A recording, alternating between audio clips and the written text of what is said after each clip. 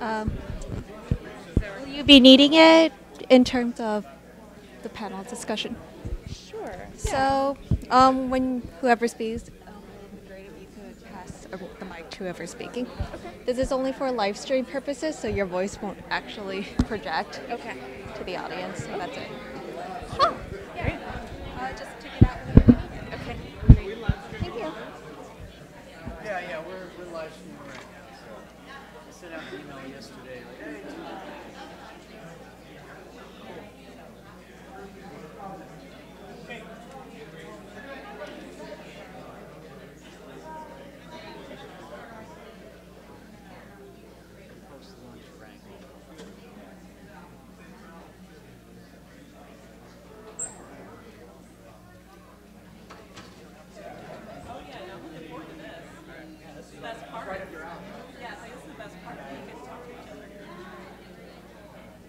So welcome back.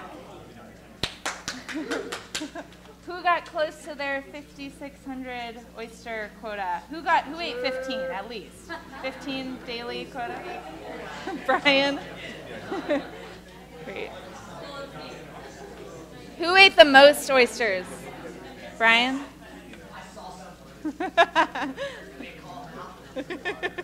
Yeah, I think you get that one. So welcome back. We've got a great group. This is a perfect size for what we're going to do together for the remainder of the afternoon. And I want to pass it over to Raleigh and Neil from Sustainable Design Masterclass to share a little bit about the work that they do and why they were sponsors of this event. all right, thank you, Erin. Well, I'll keep this brief. I know post-lunch you want to get to the good stuff. Now, yeah, it's been great being here. Like, we're really outsiders. We don't come from an ocean background. We're not, I know I at least don't have a scuba certification. I'm not in those kelp forests, but you all are, which I am blown away by. Well, yeah, what we do is we're an online showcase of ecosystem restoration solutions. We show industries who are repairing ecosystems and providing people livelihoods.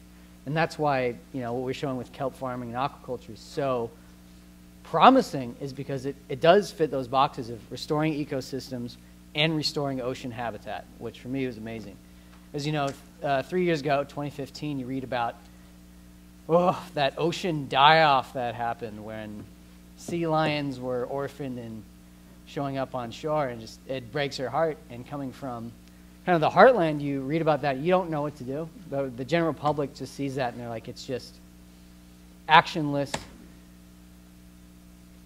things that are happening in the ocean, and there's nothing I can do to affect it. Even movies like Chasing Coral, which are popular documentaries on ocean health, it ends with simply a solution: we need to solve climate change, but there's nothing about what can happen in the ocean to repair ocean health. So last year we saw Daniel Marquez do a presentation on kelp farming, and I thought, this is amazing. We have to jump into this, and we put on a webinar with Bren Smith too of Greenwave, and we just thought, any way we can support, regenerative kelp farming in California, around the world, we'll help. So we decided to put our money forward and put on this conference. And this conference is kind of a personal sacrifice for everybody involved. We're not making money off this. We're sometimes digging into our own pockets. I know, like, Erin's putting on a sacrifice, Michael, everybody involved, Luke. But we wanted to make this free for everyone, just so they can see the potential of what this can be. So, but we put on the sacrifice that we've had. It's nothing compared to what people who are ocean pioneers here in California have had to deal with. Sometimes it's been a personal sacrifice. They've had to give up lucrative careers and decades of their time to get that break, which they know may not ever happen. And so this conference has been that chance to educate ourselves and to make sure that sacrifice that these pioneers are putting in doesn't have to be in vain. So we can actually give a pathway to restore the ocean while providing a livelihood for people. So I'll end with this. We know what's happening in cannabis farming right now in California, or solar panels, solar PVs. And what if those were stopped a few decades ago? What if research never happened because it was too costly? And we know for ocean farming, that can't just stop here. It's got to keep going. So if you have the resources, connections, or the capital, follow up with the people you've met here and have organized this conference and just help them with the next steps so they can make that next big break happen. So thank you for showing up here. So I want to introduce Neil. He's the co-founder of Sustainable Design Masterclass. He's got a cool opportunity and an idea to share with Maybe it's an opportunity. Maybe. We'll find out. I'm going to give you guys 1 minute of my background. I'm not a water worker, I'm a land worker. I've been in the Saudi desert for the last 8 years, turning the desert into a savanna and using that as an economic base for settled nomads. And we've had a lot of success in doing this, and we're at a point where multiple governors from multiple states in Saudi Arabia are asking us to come and develop certain amounts of land. But one thing we've introduced is the concept of managing land as watersheds. And I've had a thought experiment going on in my head for about 6 months that I wanted to present to you, which could be a way to make a large impact and make it attractive to people who have the kind of power that would be interested in it. Suppose we got the fishing rights to a small dead zone. Doesn't really matter if that dead zone's in California or Florida or off of Vietnam. Almost all of our watersheds have dead zones now. And the vast majority of those are caused by nitrogen and phosphorus runoff from our agricultures. So suppose we got, 40 or 50 years of fishing rights to a dead zone. What's the value of that? Well, it's almost nothing. It's cheap. But then what if we bought the watershed? And instead of farming it with monocrops, what if we converted it into agroforestry or silvopasture? This is what I've been doing in Saudi Arabia on less than 2 inches of rain a year. And we've taken land that was producing about $20 an acre to land that's producing around $2,000 an acre. We're doing it with no fertilizer, no pesticide, no herbicide, no fungicide, and no irrigation. If we can do that in a desert, we can do that pretty much anywhere. Then what happens to the dead zone after you've got control of the watershed? It starts becoming a live zone. And then what's the value of the rights to that water? It's enormous. If any of you if this piques your interest, if that's an interesting concept to you, come find me afterwards. Because I really think regenerative systems like this, where we can internalize those externalities and do it in a way that's creative and profitable, I really think that's what the future is. So come and talk to me after. Thanks to all of you for being here. Raleigh and I are really pleased that we could support this conference. Thank you very much.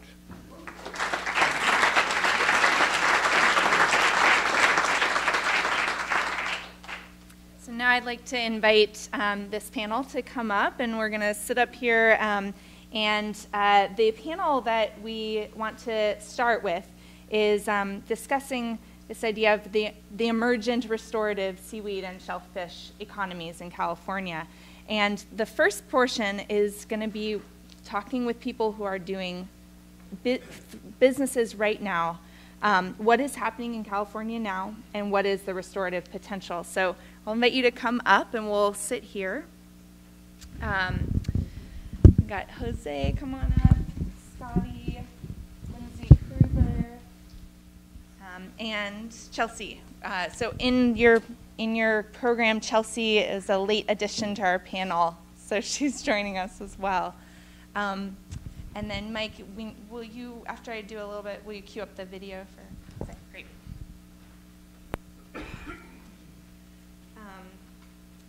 So we're gonna, the way this is gonna work is I'm gonna pass the microphone to our panelists, and each will take 5 minutes. And what I asked them to do for us was queue up what they're currently doing. I'll let them describe their biography and what they're doing. And specifically, what is the restorative potential for their enterprise in California? And we're just gonna spend 5 minutes per person, go down the line, and then what I want to do is actually open up and facilitate a discussion with you all around questions that might be coming up for you. I know I'm holding a lot of questions around core value proposition and how they're entering the market and how the market is responding. Maybe this is a conversation about some of the legislative challenges. Or maybe this is that conversation around continuing to build our shared literacy around what is the vision that we hold for one another. And really, how can we envision this movement as it grows and as we're defining it. So, Jose, you got the hot seat. And did you want to start to say a few words and then show the video? Yes. Okay. Yeah. Well, good afternoon. My name is Jose Zertuche. I'm a professor at the State University of Baja California in Ensenada, 100 kilometers out of San Diego. And my background is really, I'm an oceanographer devoted to phycology. I love to do applied things, and I was always interested in seaweed cultivation. Initially, seaweed for phycocolloids, carrageen, agar, alginates, then move a little bit about using seaweeds for abalone, and now this project that you're going to see is really using seaweeds for human consumption. That will be the, along with pharmaceuticals, the most valuable goal that you might have with seaweeds. I had worked for several multinational companies, and with this work, we developed a very nice infrastructure at our university. I should say that our university has a reputation for developing some of the now commercial aquaculture activities: oysters, mussels, abalone, fish, and hopefully now seaweed. And through this project, I was ending one project when this person, Bo Perry, which is the entrepreneur behind this project, look our work. He fall in love with our activity, and he's a person that always wanted to do something in Mexico, basically looking for a sustainable activity that will facilitate the living conditions of the rural communities. And well, through that we have a common goal, common share, and now we already have, well, he sponsored about almost 2 years of research. We generate enough data to justify putting the very first seaweed farm in Mexico. So you will see the video. And I should say that this project had a twin project in Alaska. In the video, you're going to be jumping from Baja California and Alaska. Whatever you see in land is Baja California, and whatever you see in Alaska, offshore is Alaska. We also have the line for offshore in Mexico, as well as onshore in Alaska. But we started this way because of the results that we were getting and how things were going.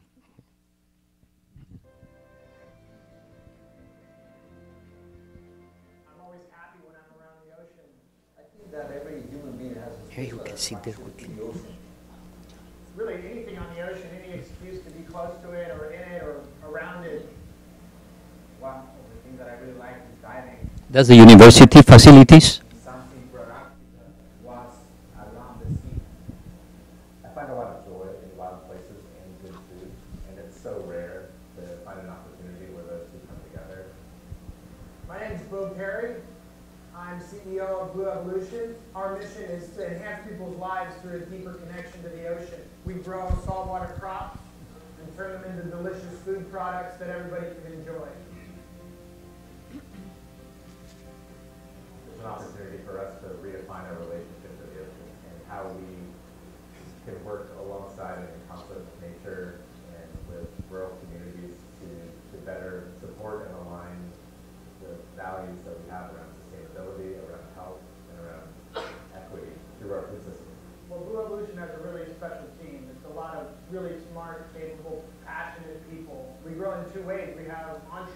farms in Mexico, and we have offshore farms in Alaska. They're very different crops, and they're very different farm models. We're going to be looking to cut out them. Somebody's going to pull these, take it back to the lab.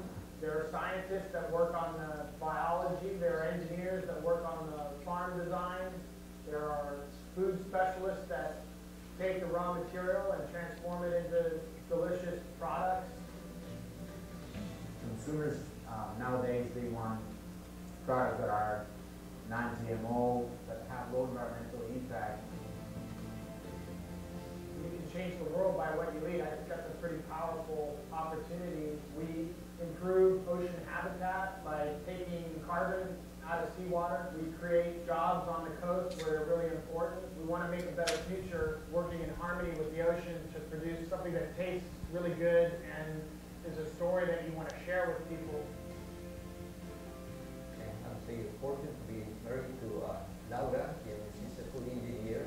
She has this idea about combining the seaweed in products that are familiar to us. Starting from a jam, from a sauce, there's no limit how you can combine this great product with our typical food that we consume on the everyday life. So I created this company to try and make people's lives better by way of the ocean and what it has to offer. I think Revolution's seaweed that we grow, the cost products that we create, really embody that in terms of transforming the mystery, the wildness, and the unknown that is the ocean, and allowing our customers and allowing us as a company to better connect with that through food.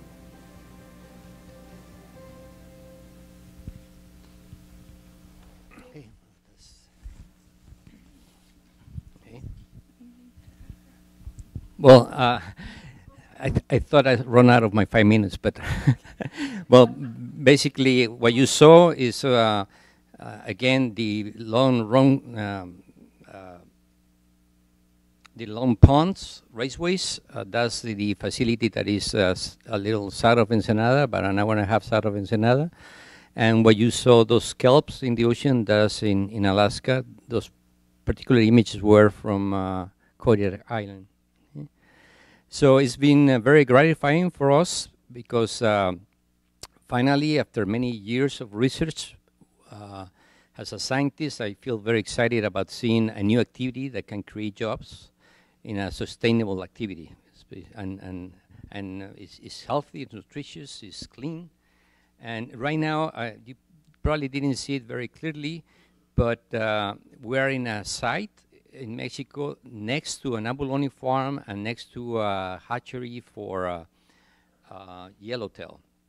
And so the whole idea is that we started interacting, ideally with the water.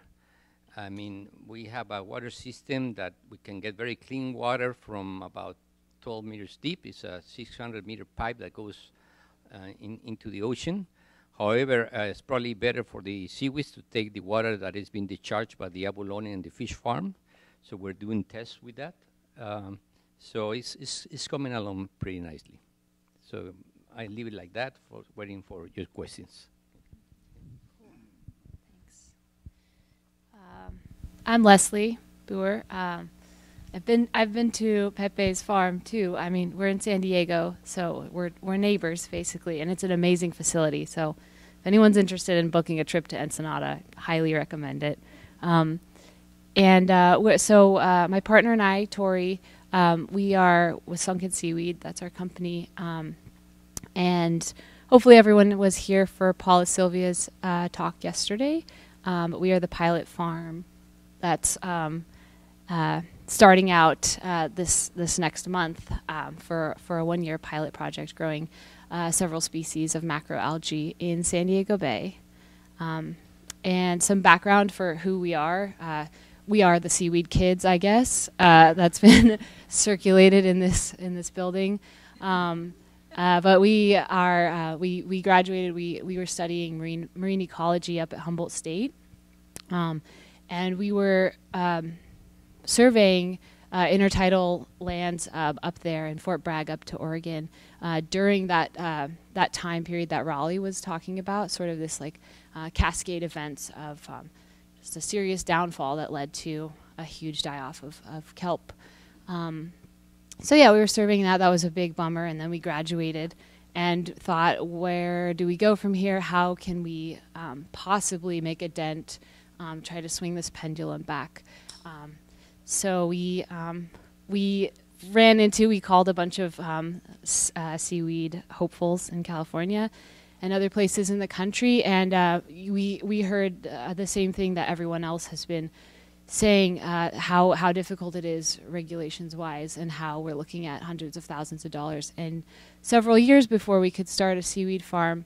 But something that Doug Bush said yesterday was, yeah, it's a pain in the ass for regulations, but if you know where to look, and like there are opportunities elsewhere, and the port is one of those amazing opportunities. They are facilitating blue tech and regenerative aquaculture through their blue economy incubator. So we met Paula, and she's just a champion for that. She's 50 years down the line when it comes to regenerative aquaculture. She gets it. So it's been great for us so far, and we're really excited. Hi, I'm Lindsay Cruver, and I'm representing Catalina Sea Ranch. I am the daughter of the founder and CEO, Phil Cruver, and I'm managing R&D for Catalina Sea Ranch. So just as an introduction to Catalina Sea Ranch, we're the first offshore aquaculture facility.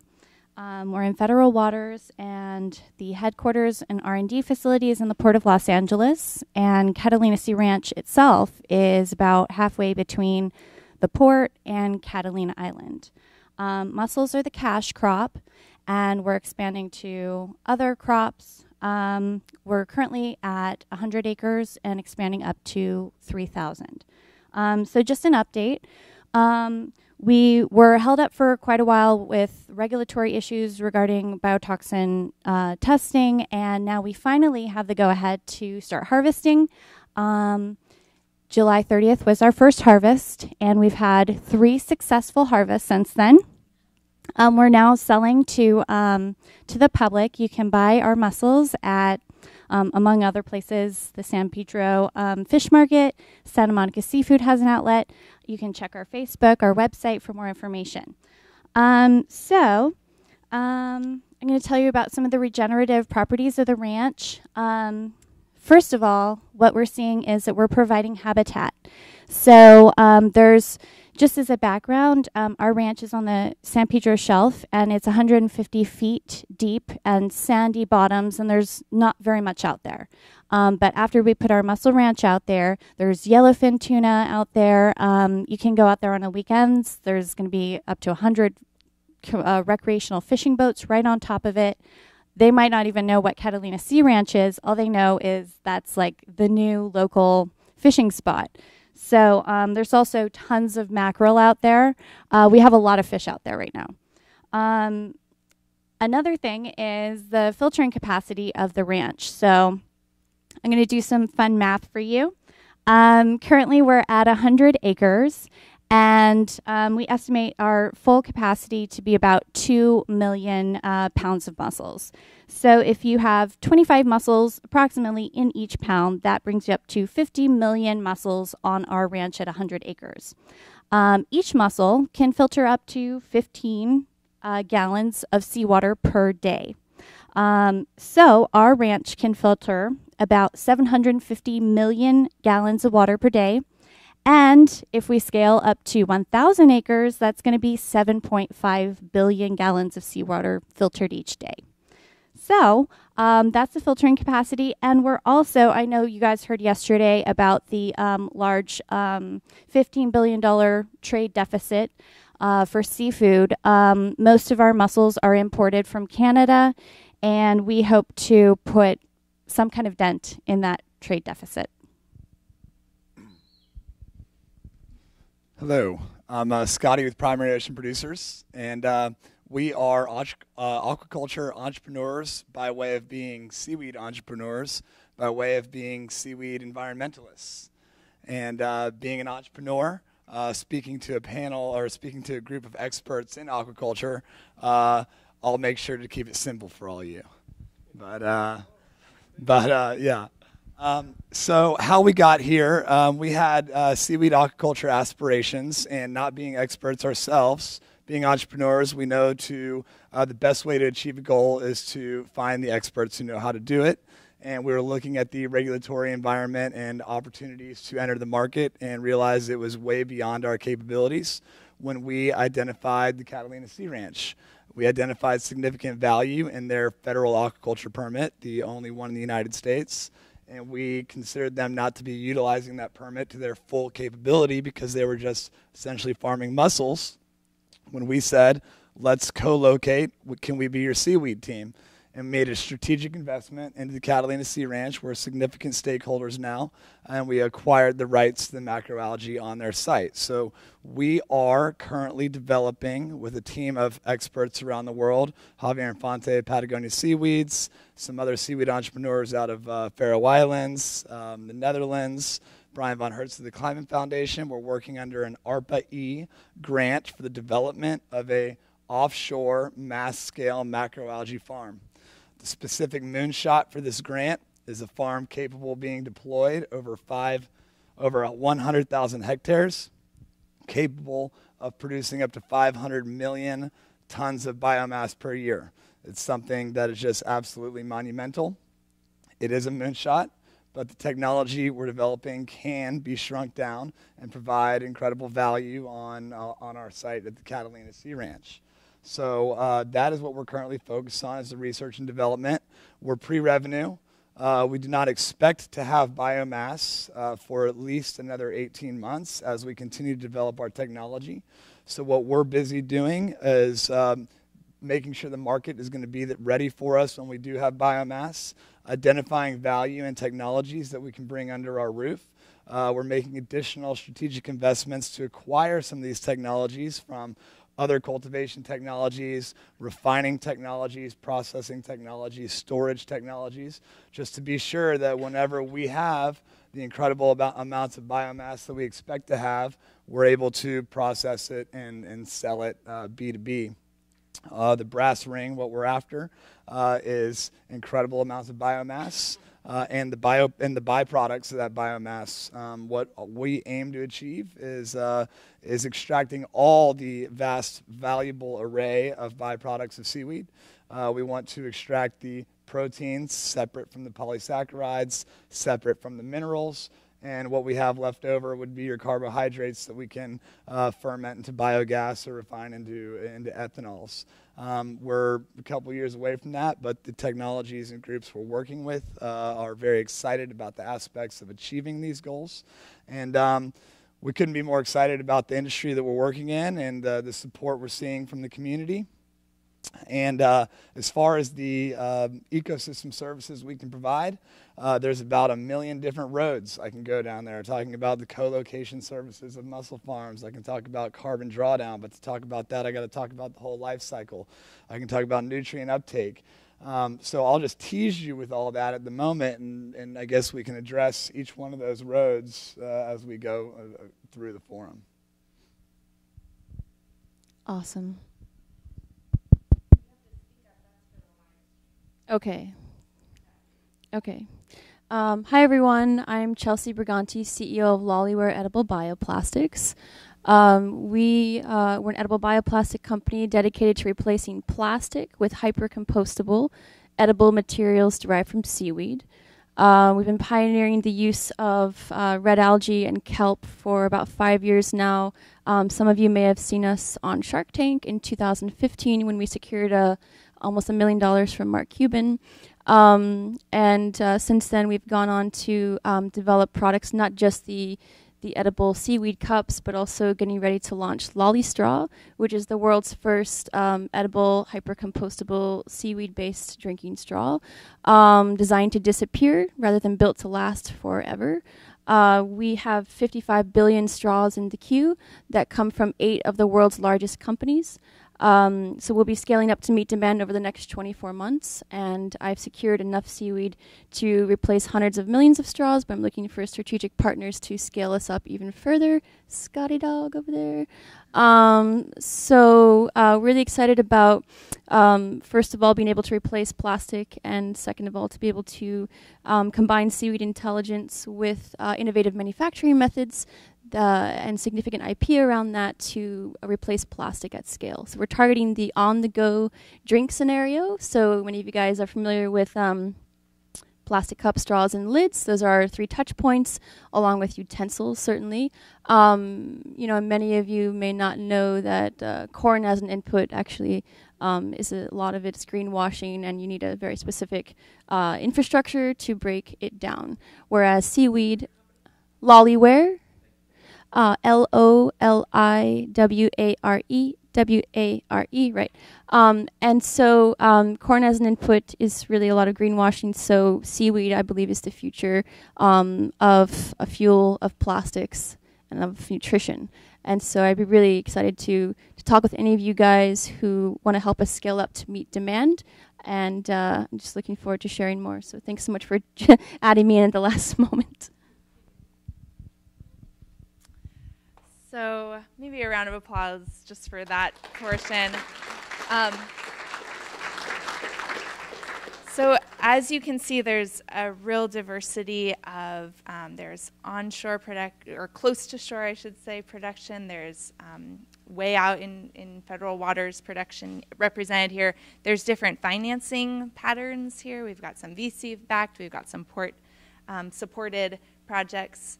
And I'm curious to hear what came up for you in the audience as questions that you're holding for our panelists. Yeah, absolutely. Probably for most of you, specifically the muscle operation and that sort of thing. Hatchery facilities, onshore processing of harvest and trucking.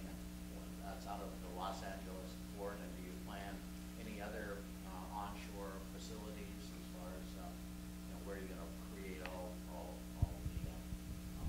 the seed stock? So there's a lot of room at the Port of Los Angeles, a lot of empty warehouses that have been empty for 60 years. So we're planning on having all of our operations at the Port of Los Angeles. Yeah.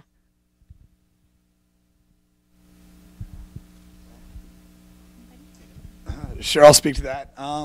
So we're co-located with Catalina Sea Ranch, different hatchery operation, but very similar in design. Under our ARPA-E grant, we're actually developing some new state-of-the-art hatchery designs. Hopefully we win a phase 2 in April. Call your congressman, recommend Macro Systems. But if we do, we'll be designing and implementing some of this new state-of-the-art hatchery systems under the roof of Alta Sea at the Port of LA. But as far as coming onshore, I was speaking to Mike Graham yesterday. We're so far pre-revenue, I thought maybe he could help us out and we could help him expand. And since we've got tank cultures already going and an R&D department, we may have a little joint venture born out of this weekend, and hopefully we can expand Monterey Seaweeds down into Los Angeles and provide some healthy foods to the restaurants down there. But that would be an immediate value add for our company, hopefully a value add for his company, and that would be some onshore seaweed production for us. One thing in conventional aquaculture we do per year for seed stock, not only seafood, but not only shellfish, but freshwater fish. So multiple sites for your hatchery are a good idea. If there's some kind of situation that causes production to dip in those areas, whatever that might be, then that's a good insurance plan. So you might look inland. There are some saltwater opportunities that I know of inland in the Salton Sea. There are places to do some saltwater aquaculture there with the resources. And the Salton Sea is kind of a yucky place, but there are technologies that you can actually utilize, brackish or soaping water that can be used for agriculture, for aquaculture. So just to make sure that you have a little insurance on hatcheries in one place. If that fails, then kind of luck. And the same with the nursery. algae, for the seaweed, you're going to have to have greenhouses and places to grow all those things so that you can transport them out there, get them started offshore. Yeah, that's great advice. You know, as this industry continues to grow, we hope that there's going to be an ecosystem built below it on the supply side, and we're going to need some for-profit, external, third-party hatcheries to support multiple seaweed companies. So we hope those can continue to develop underneath us. Our partner in the ARPA-E grant is a company out of Netherlands called Hortamare, and they're more, I like to call them the Monsanto of seaweeds, but in a positive light, not the, you know, Bayer, I guess. It's a bad illusion, but you know, essentially they're the seed supplier. So if we can grow big enough, hopefully they could expand over here and be a seedling sporophyte, gametophyte supplier for an array of companies, as opposed to having it in-house every single company. And then the technology brought for RAS systems, recirculating aquaculture systems inland, you don't need to just add salt to the fresh water, recirculate it, and actually put an aquaponic, saltwater aquaponic system together where you're growing some saltwater fish inland with the nursery for the algae and for the seaweed, and then that can be transported. Because it's small, whenever we do seed stock, you can do it remotely, and you can, you know, put a lot in a bag and send it someplace where you can't the product. So it doesn't really matter the location when you can get all that seed stock out. We can put 150,000 striped bass in a gallon and a half of water, ship it clear across the world in a bag. And so it really doesn't matter where you are. That shipping is inexpensive when it comes to how many creatures you're actually moving in the system. So think outside. That's been one of my messages, you know, here is think off the coast, inland, so that you know the resources are there. You can take advantage of it. There are property and people doing business there that have space and they have infrastructure. They have trucking is good, and transportation, all that stuff is there. Thank you. Just a quick reminder for everyone, there are going to be people that are going to be watching the video after the fact. So I know it's sometimes a little awkward, especially for folks that have already spoke earlier. But if you could, for the sake of posterity, when you ask your questions, can you go ahead and identify your name and affiliation, please? Hi, Chris Cusack, Environmental Defense Fund. And I had a question about scaling. You guys are talking about scaling your mussel farm and your seaweed operations to huge areas of ocean. And I'm wondering, we know that seaweed remove nutrients from the water, and we know that mussels remove plankton. And have you thought about potential, or do you know of any research that's looked at potential local ecosystem impacts?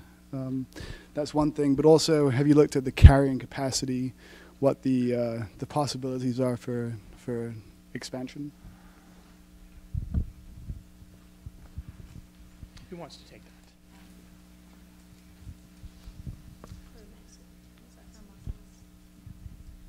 that? So you're asking about the environmental impact of scaling?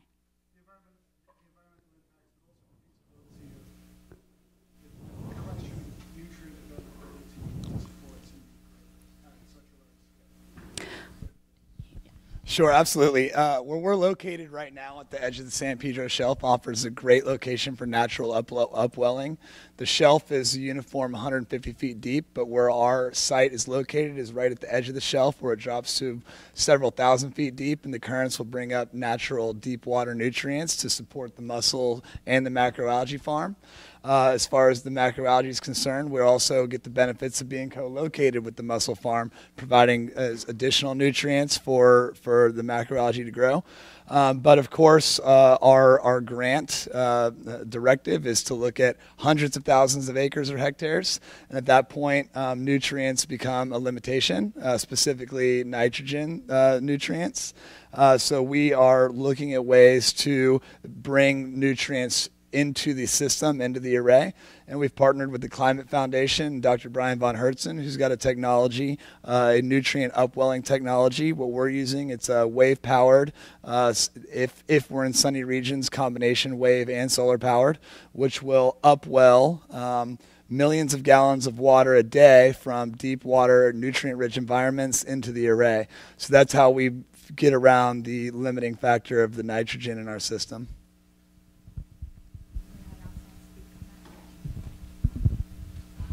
Well, just a brief comment. Besides the potential environmental impact that you may cause,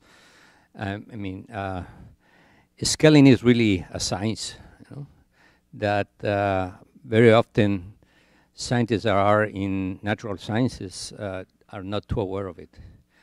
And you really have to make partnership with engineers and consider that especially for new projects, my best advice is to plan, test every different scale. At the university, we have a facility that is 560 square meters. And the first time the BO saw that facility, said, well, we put many of these. But once that you move to another site, the conditions are different, the ground is different, the human resources to build something is different, there's many options, other materials. So the whole thing has to be tested again.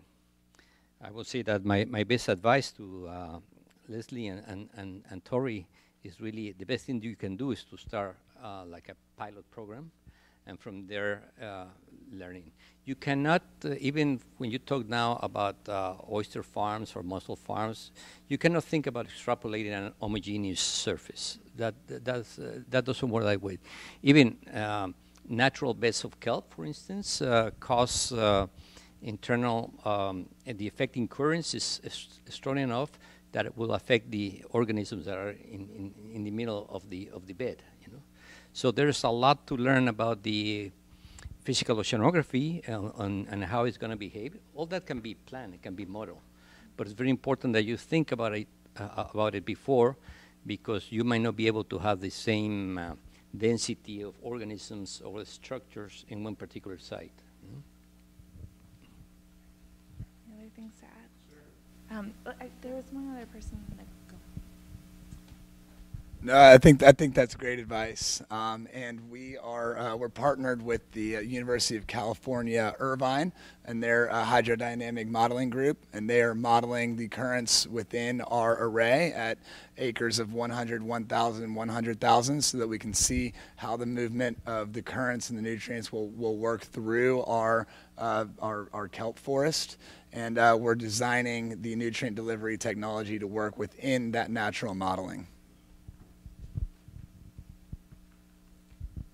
Chris, thanks a lot for that question. And you know, we have a lot of audience members here that have experience. So if you hear a question that you actually can provide some substantive input to, by all means, grab one of our attentions. And I know this issue, Chris, that you brought up has been a concern that's been looked at other states as well. And we're lucky enough that we actually have somebody from the state of Maine who up until 4 weeks ago was a longtime seaweed and shellfish farmer. So I wanted to get Paul Dobbins, if you wouldn't mind coming up. He can provide some perspective from the state of Maine and how they've looked at this very issue that you raised. I should also add that, you know, he literally was, you know, getting dirty and wet 4 weeks ago. He's now with World Wildlife Fund US. So he's got now wearing that hat and that perspective that he can provide as well. So Paul? All right, thank you, Michael. I'm not great at talking into these, and I won't take too much time. I want to thank Mike Graham. I know he's not here, for inviting me, and the sponsors. This is truly a remarkable forum. I've been texting back to Maine saying that this is the most amazing aquaculture forum that I've participated in the last 15 years. And many of the issues that you're discussing, we have wrestled with in our state, only at a very different scale. And to give you an idea of that scale, our largest city is 65,000 people. You'd probably call that a town here. Our aquaculture, all of our aquaculture acreage can fit into the Portland International Jetport because we no longer run prop planes out of it, and international because there's a flight to Halifax. So we're a much, much smaller state. However, we do have about 1,300 acres of aquaculture. that are leased within the state. They're operated by 171 companies, and they provide, depending on the year, up to $120 million ex-boat of product. To give you an idea of the efficiency, our iconic fisheries is lobster. It utilizes a great portion of all 3.5 million acres of state waters, and it generates about 600 million. So aquaculture is a very efficient way of producing food along the coast of Maine. Some of the issues that we have grappled with have been environmental, and one of the great things we're hearing here is that seaweed and mussel farming and shellfish farming of other species is actually a net positive for the environment, and we believe that, but it's been, the data suggests that it actually happens at a much greater rate than what we anticipated, and that data has been collected off of shellfish farms and seaweed farms for over 10 years now. And what we have seen is the conservation groups that were opposing leases and we've had a lease process in place since 1973, are now turning and actually endorsing leases. And the reason they are is because the shellfish and the seaweed are positive for the environment, produce healthy food with a low carbon footprint, and create jobs in our coastal communities on the water, which is something we need as our traditional fisheries start to go away. So I applaud this group and the panel, particularly the entrepreneurs in there. I heard pre-revenue, I'm post-revenue, and pre-revenue I had hair and it was brown. Post-revenue it all fell out and I'm gray. But to the entrepreneurs, you know, it's not an easy road in aquaculture, but there are exits. I was able to exit and, you know, almost still standing, so keep at it. And if you have any questions about what we've learned in Maine, please by all means contact me. Mike can get in touch with me. Now I'm going to put my other hat on. I now work for the World Wildlife Fund. The position in the World Wildlife Fund is a 2-year project to look at accelerating the pace of seaweed and aquaculture, seaweed and shellfish aquaculture globally. The reason I'm here is because even though California is the 5th largest country in the world, in a sense, you're just starting out in aquaculture, and there are countries all around the world that have taken those steps already and moved forward and learned some hard lessons. I'm here to learn the lessons about how it starts, and because I wasn't there when these other countries started, and this is a great microcosm of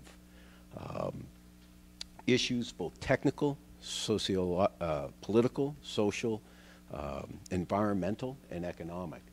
And to see this develop is tremendous. Over the next 2 years, I hope to bring back lessons to California that we've been able to learn through our efforts at the World Wildlife Fund to help accelerate the development of this. The reason World Wildlife Fund is interested in aquaculture is because food production is one of the largest industries on Earth, and it takes a tremendous amount of our resources, and they've identified that aquaculture is a much lower carbon footprint, a much less resource-intensive way of producing food, as you've all heard. So with that, I'll turn it back to you. If there are any specific questions afterwards on lessons we've learned in Maine, I'm happy to answer them. Thank you.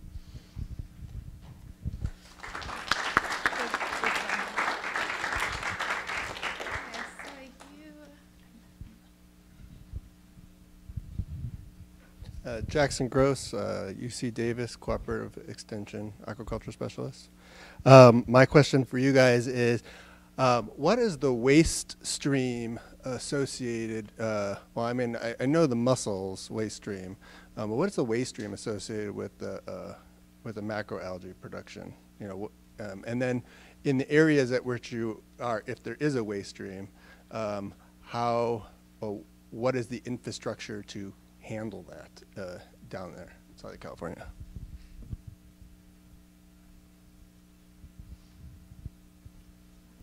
Well, I guess maybe we start small and then go big, right? Yeah. Okay, cool. So the waste stream of macroalgae production in the open ocean, is that kind of what your interest is? Or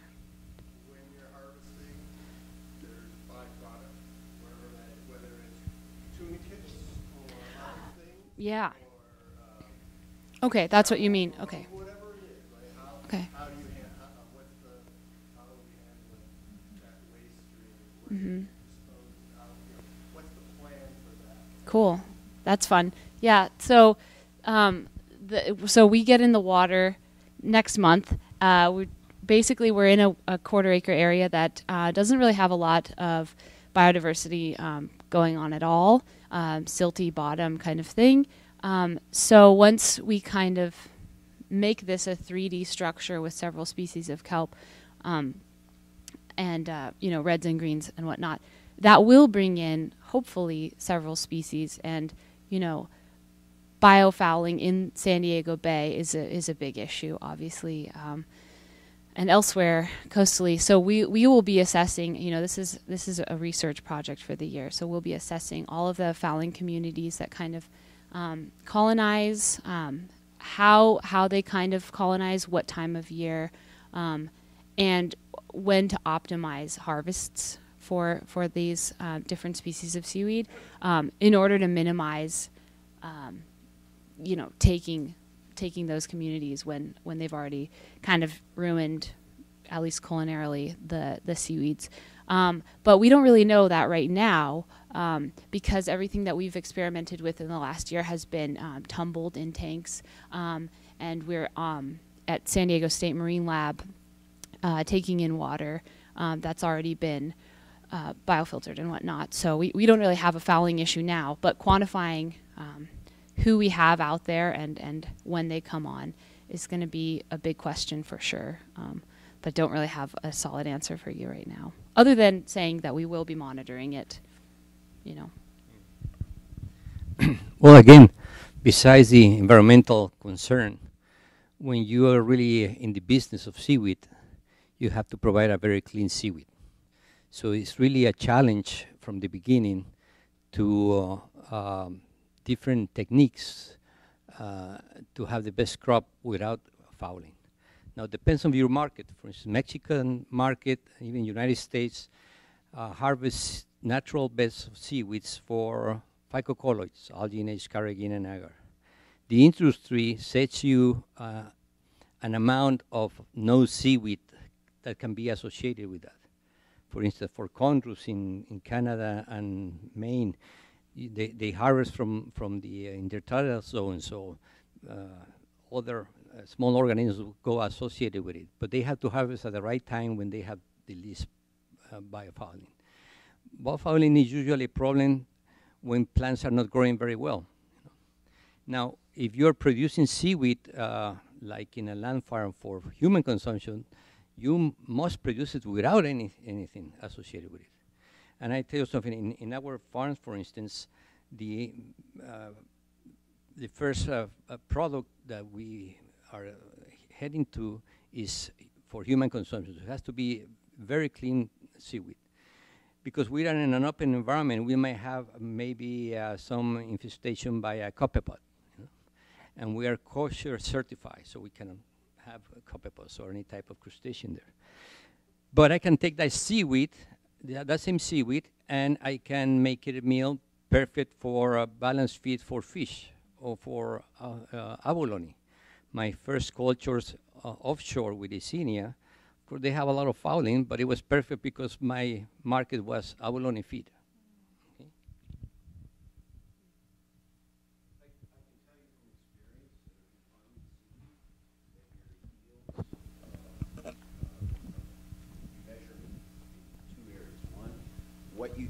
What you take off of the farm and what gets left in the ocean, and then what happens in processing. And we operated 4 seaweed farms, 3 mussel farms, 3 seaweed nurseries, and a spat farm for mussels. So we were very cognizant about what was coming out of the ocean, what was staying in the ocean, and then also what happened on land. And in seaweed farming, typically what will stay in the ocean are maybe some of the holdfasts that are attached to your lines.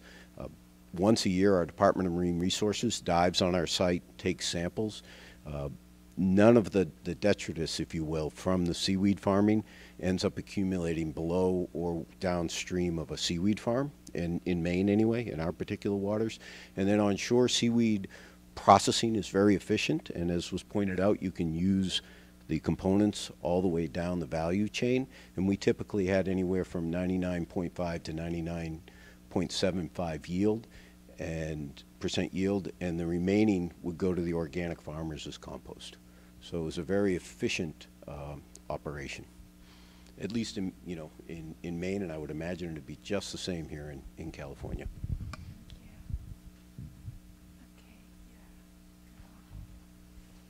I didn't see whether your hand was up first or your hand.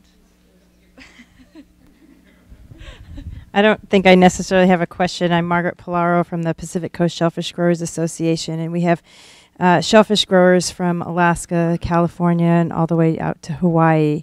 Like I said, I don't really necessarily have a specific question, just a word of caution or consideration. While we are talking about this being offshore, there is still a lot of connection between what happens offshore and what happens inshore. We know from all of the research and all of the gray hair on my head that ocean acidification has impacted our shellfish growers on the West Coast, and primarily because of some significant naturally occurring upwelling that happens that's pushing this older water that is highly acidic up to the surface and has created tremendous amounts of die-offs in our shellfish larvae and our shellfish processes.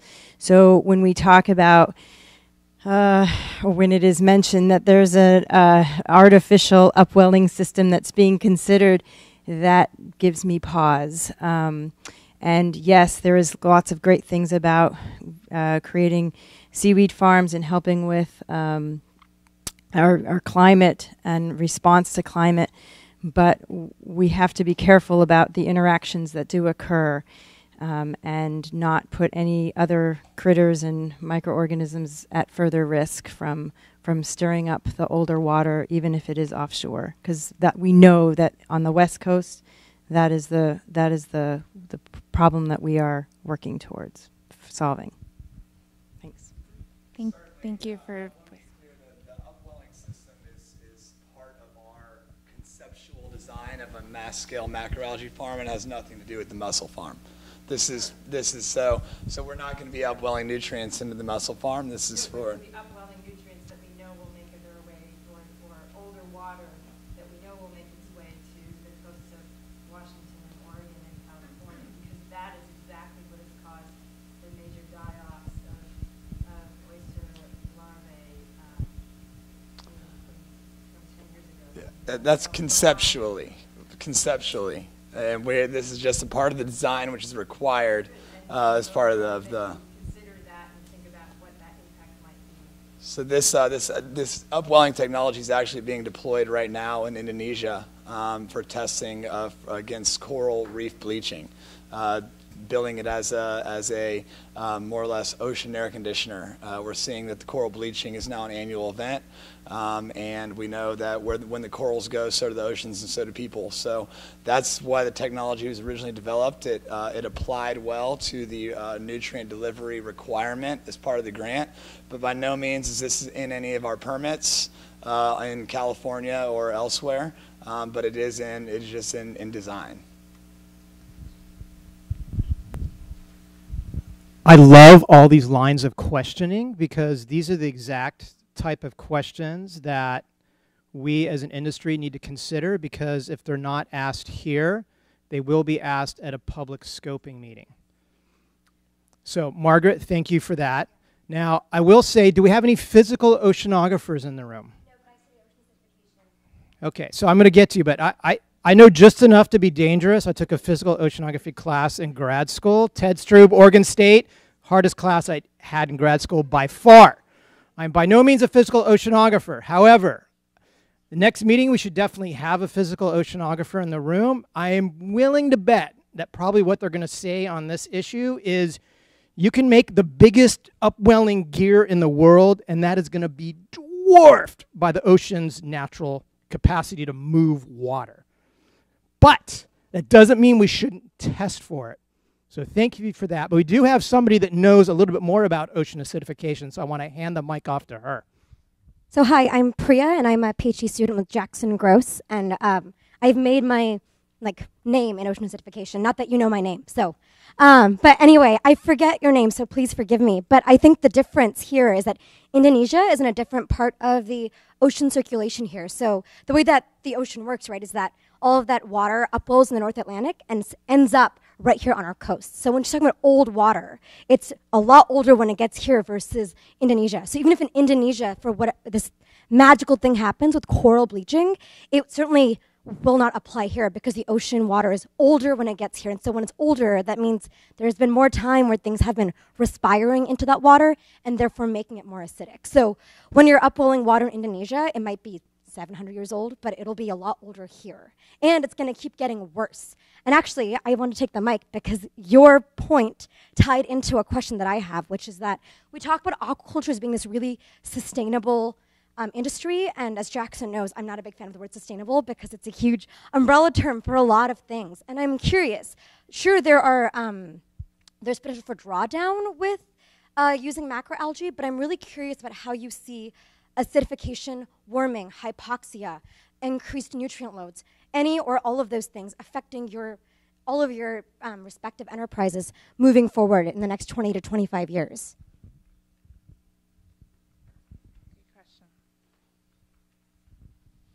Well, I'm not a physical oceanographer, but my bachelor's and master's and PhD degrees in oceanography, and I work with physical oceanographers. First of all, any of these, well,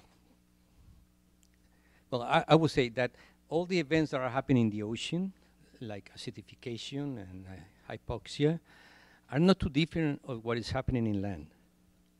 In the world, I mean, there is a crisis with coffee grounds now, and just to say one of the examples, okay? So this is something that we have to face wherever we are. When I talk about scaling in aquaculture, you know, you can have a very different results 500 meters from one plot to the other. So we have to test that. Okay? The issue about the effect on the currents that we can cause either by the structures or creating artificial upwelling, I can guarantee you that those volumes have nothing to do with what happens in nature, you know. By the same token, I don't think that we're too far from saying that we're going to solve the problem of acidification growing seaweeds. That's not true either. I mean, here we have to have very clear these scales. Okay?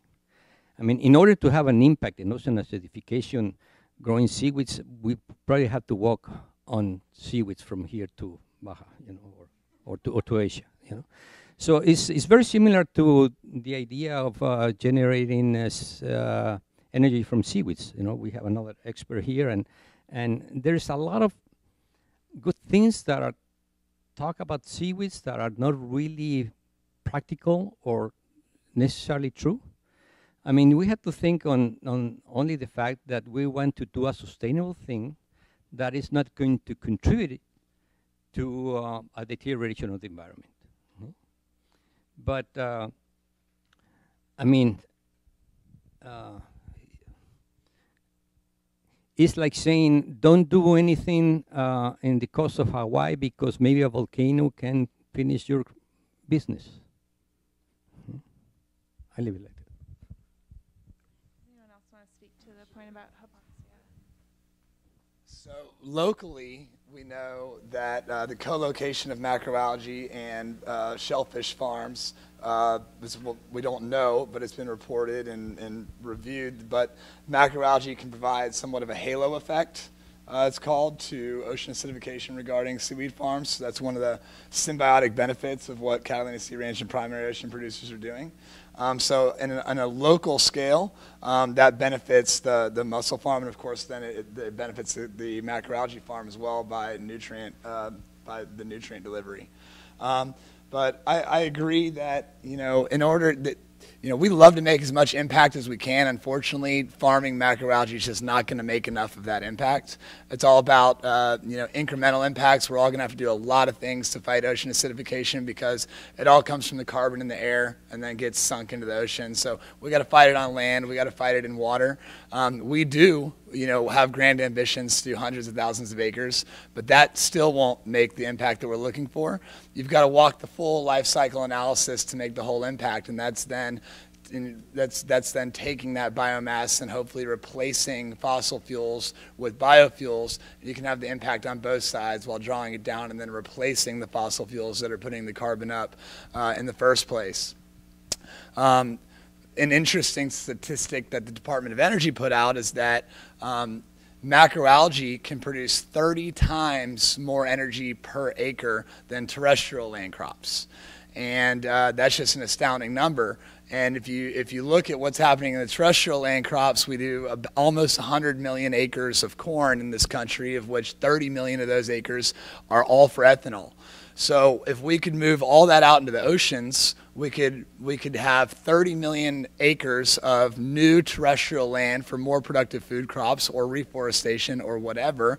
We have 1 million acres of macroalgae performing its ecosystem services and still then providing for all of that ethanol or biogas or biodiesel, whatever you want to make out of it. So you've got a full loop of ecosystem services, which is going to have a much greater impact than just trying to draw it down and sinking the seaweed. Because you got to do something with the seaweed. It takes up the carbon, but if you let it sit out there, it's going to turn right back into carbon in the water. If you pull it out and you turn it in and you burn it into biogas, it comes back into the atmosphere. But it's the full life cycle you got to look at, and it's about replacing the fossil fuels and drawing down carbon in the ocean at the same time. And Priya, I also wanted to answer your question about how Catalina Sea Ranch is a mussel farm shellfish. It's increasing importance to breed for ocean acidification resistant broodstock. So Catalina Sea Ranch has had 2 Small Business Innovative Research Awards for a selective breeding program. And this is definitely something that we've thought about as far as our R&D future.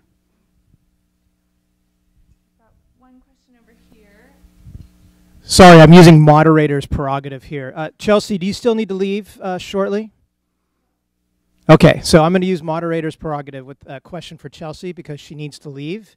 But before I do that, do you folks want to just keep on motoring through? We did have a break scheduled coming up, or we can just keep going with all the great discussion and eventually transition to a few more presenters up here. What do you want to do? Motor. All right. Okay, here's my question for Chelsea. So we've been geeking out on seaweed and stuff, but we've heard a lot of talk about blue tech, and Chelsea's company is right in the sweet spot of blue tech. And what I would be interested in hearing, Chelsea, and I know you could probably talk for hours about this, but what are some of the challenges that you had, whether it be technical, financial, or any other challenge that you have faced to get where you are now? How did you overcome those? And then what challenges do you foresee still ahead for your company? Thanks, Mike. So certainly when you're endeavoring to manufacture products that have never been made before, the R&D process is long, durational, and so I think early prototypes we were utilizing red algae, agar. That's a really incredible input for certain contexts, but quickly realized that we needed to kind of pivot to kelp.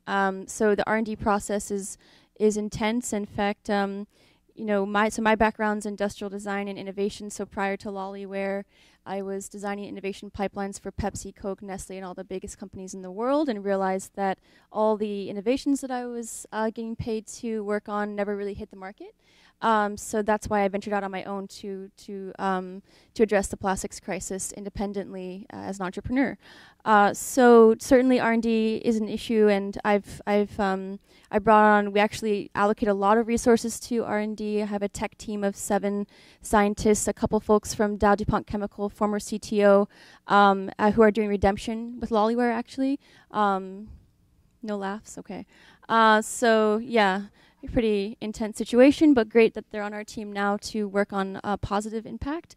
Certainly a couple phycologists, and just really, you know, what it takes to develop the plastics of the future is a highly transdisciplinary team. So understanding what that sort of those 3 points look like in terms of food technology, biopolymers, and seaweed intelligence. So combining all those things together to form those disposables of the future.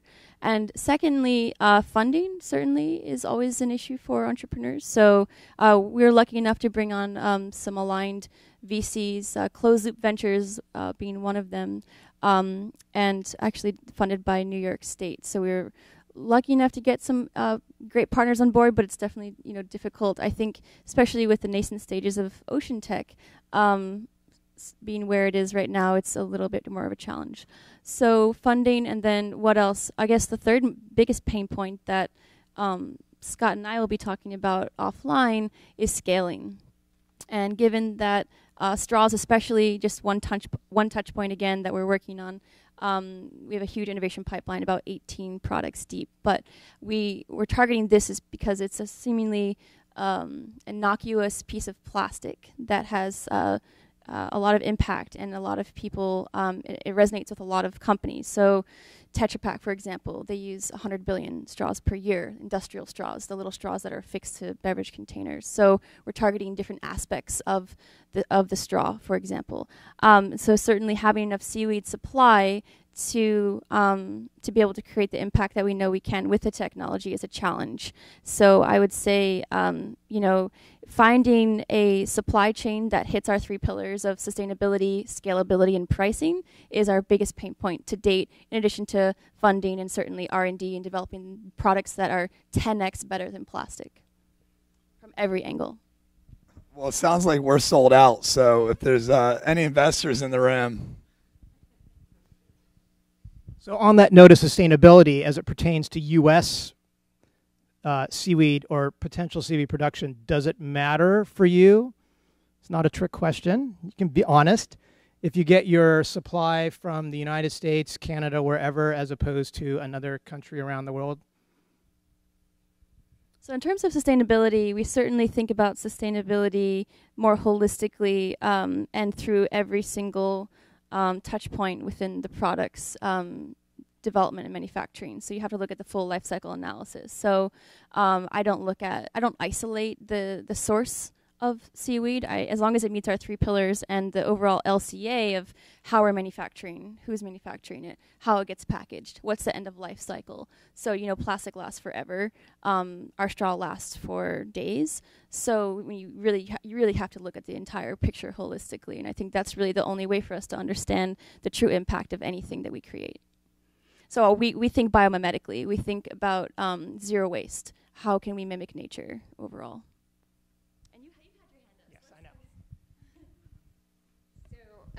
First of all, I'm Catherine O'Day with local NGO Save Our Shores, and we deal with plastic pollution. Right. And so a colleague of mine sent me a Facebook connection, which I think you have a Kickstarter or some kind of campaign online. That's right, right?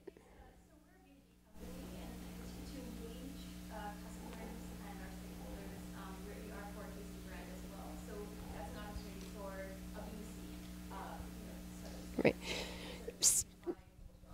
Yeah, so that was really kind of irrelevant to my question. You just answered my supply question.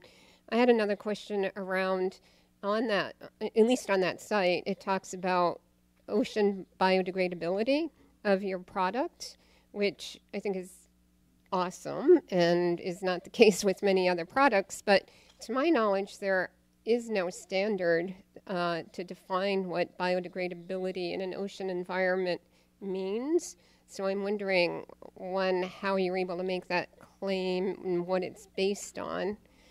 And then I also have a question around your manufacturing process. And because, in part, they're designed to be edible, I know you're making flavors. Read about vanilla and mango and a couple of others. Well, what other ingredients or additives are you putting in there to make them edible? So in terms of marine degradability, there's no, as far as I can tell, standard in the United States. There are standards in Europe, which we are looking into. In terms of biodegradability data, I think we have to remember that everything in this straw comes from the ocean. And it's literally categorized as a food by the FDA. So what happens to a banana peel? Same thing happens to lolly straw. We are doing some really cool stuff with Dr. Michael Graham, who's on our advisory board, to do some empirical testing in his tanks, and creating that environment to understand really what happens in the ocean. The cool thing is, using seaweed as an input, we have seen some cool stuff where it becomes food for creatures. So I don't know if you guys have seen that edible 6-pack ring that's made from other biomass from beer production or something like this. So again, like returning some sort of food to the ocean, I think could be an interesting positive impact and positive net impact. So I think what we want to do with Dr. Mike is have some empirical data just to see what happens. And then look into these European, and maybe someone knows in this audience, these European marine degradation standards. Similarly, like in the United States, there's only industrial compost certs, whereas in Europe, you have OK Home Compost, which is awesome. So we're getting that OK Home Compost certification. In terms of what else is in here, it's kelp, it's water, it's spirulina to color it, and every single color and flavor input comes from fruits and vegetables. So we work with a color farm in the Netherlands to produce and standardize our colors, and all of our flavors come from fruits and vegetables. So everything is food grade. So no sugar. If I want to create some sort of really cool conceptual thing, I've done so with DSM. We've done vitamin straws. I'm looking into cannabis straws, CBD certainly. Those will all be like premium, like brand builders, not necessarily the core product, which is actually lolly straw air, clear, unflavored. So I hope that helps you understand. No, I mean, we can use monk fruit to sweeten if we want to, but there's no sugar in here right now. Any other input for Chelsea? Diane? Hi, I'm Diane Wyndham with NOAA Fisheries, and I know nothing about straws, so I'm not speaking from an area of expertise, but I do have friends and family members with disabilities. And the disabled community has come out quite strongly with concerns about biodegradable straws because of, and I don't know what the texture of your straws are, but that plastic straws hold up better for them. Many disabled people actually have to hold them with their teeth because they don't have use of their arms or hands. So I was just wondering, I'm thinking kind of proactively devil's advocate. I like what you're doing. I like where it's going. To troubleshoot that, to look at sort of the durability of these biodegradable straws so that the disabled community can also get behind it and have the same utility, because they're a vocal part of the society that could oppose the use or the elimination of plastics. So just food for thought. I was just curious. You're absolutely right. So we are creating an inclusive environment for our products. Just Diane, right? Diane, this is our straight straw, but we have 4 touch points. One is a bendy straw, one's a straight straw, one's an industrial straw for juice packs, and the other one's a boba tea straw. So we're going to be able to target all the biggest markets in straws, and I'm really looking forward to working with the Plastic Pollution Coalition, which is our partner with regard to advocacy on the disability, elderly, and children's needs for straws. So thank you for asking that. I get to pick, Mike, who I want to talk to. I like the guy with the cool earrings back there.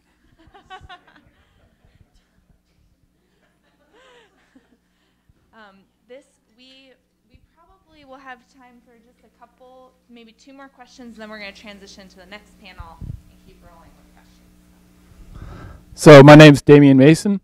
I'm based in Alameda, working on ocean regeneration using kelp and other seaweed in the San Francisco Bay. I'm also part of Community Action for Sustainable Alameda, and we're trying to reduce plastic waste in all of our restaurants. We just got a $40,000 grant to do a pilot project to kind of prove the effectiveness of rethinking disposables. So I've been doing outreach to a lot of restaurants, raving about lolly straws. Yeah, I mean, odd coincidence. just because obviously it's been an issue among the group that I'm a part of, you know, seeing ocean turtles and so many other marine life with specifically straws. I've done ocean cleanup along the Alameda Beach. We have a really long beach along one whole side of our island.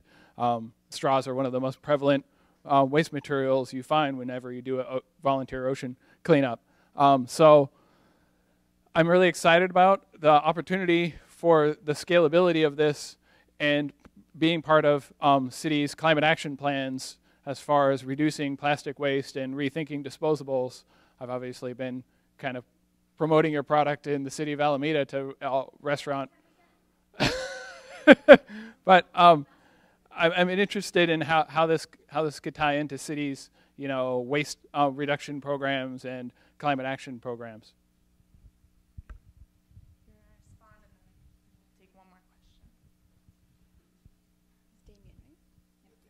Damien, I'd love to give you my personal email address to connect further offline because I want to make sure we have a chance to connect. So it's just chelsea@lollyware.com, and I would love to talk to you more when we have a little bit more time. But yes to all of that.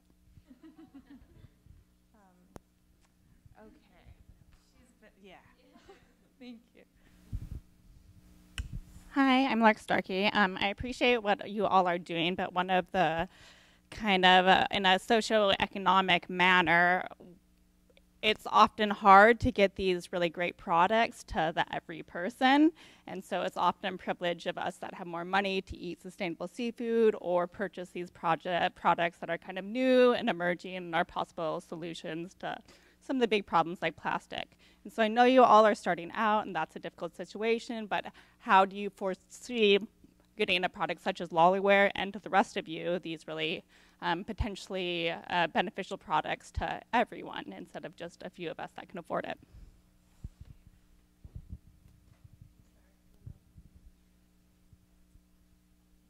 What was your name again? Lark. A cool name. Lark, awesome question. I'm just going to talk for a few seconds about this and pass it down. But so what we've been able to do with the technology since we launched the first edible cup 5 years ago, which was $1.50 a cup, was reduce it by 10x over the course of 18 months. So this straw is actually cheaper than corn plastic and cheaper than paper. So I'm at $0.015 per unit. And I'm not even going to compare it to plastic because everyone knows the true cost of plastic is not reflected in its price. So we're going to talk about corn plastic and paper when we talk about the competitive landscape. So paper straws, 3 to 8 cents. PLA straws, 2 cents or more. And we're coming in actually cheaper. So I'm really excited to share that with you because the kind of the vision that I have to replace 1 billion plastic disposables by 2020 is a really coalescing for us, given the pricing parity that we've been able to achieve with our scientists and with just a lot of sourcing homework, you know, on our part, just finding sourcing that meets our 3 pillars. So I think moving into the future, that seaweed bioplastics will be competitive, and Lollyware is definitely paving the way for that future. So thank you all so much for listening today. I'm going to head out, but if anyone has any other questions, I'm happy to have a phone call or email, you know, back and forth. And it's just my personal email is chelsea@lollyware.com. So thanks so much, guys. I'm going to head out, and I'm going to pass it on to Scott, my right-hand man.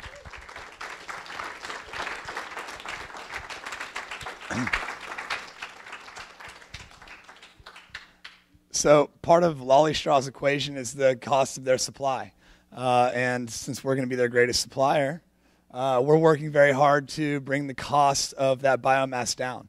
And the directive of our grant from ARPA-E is to get the biomass to $80 per dry metric ton, which is an extremely low cost target.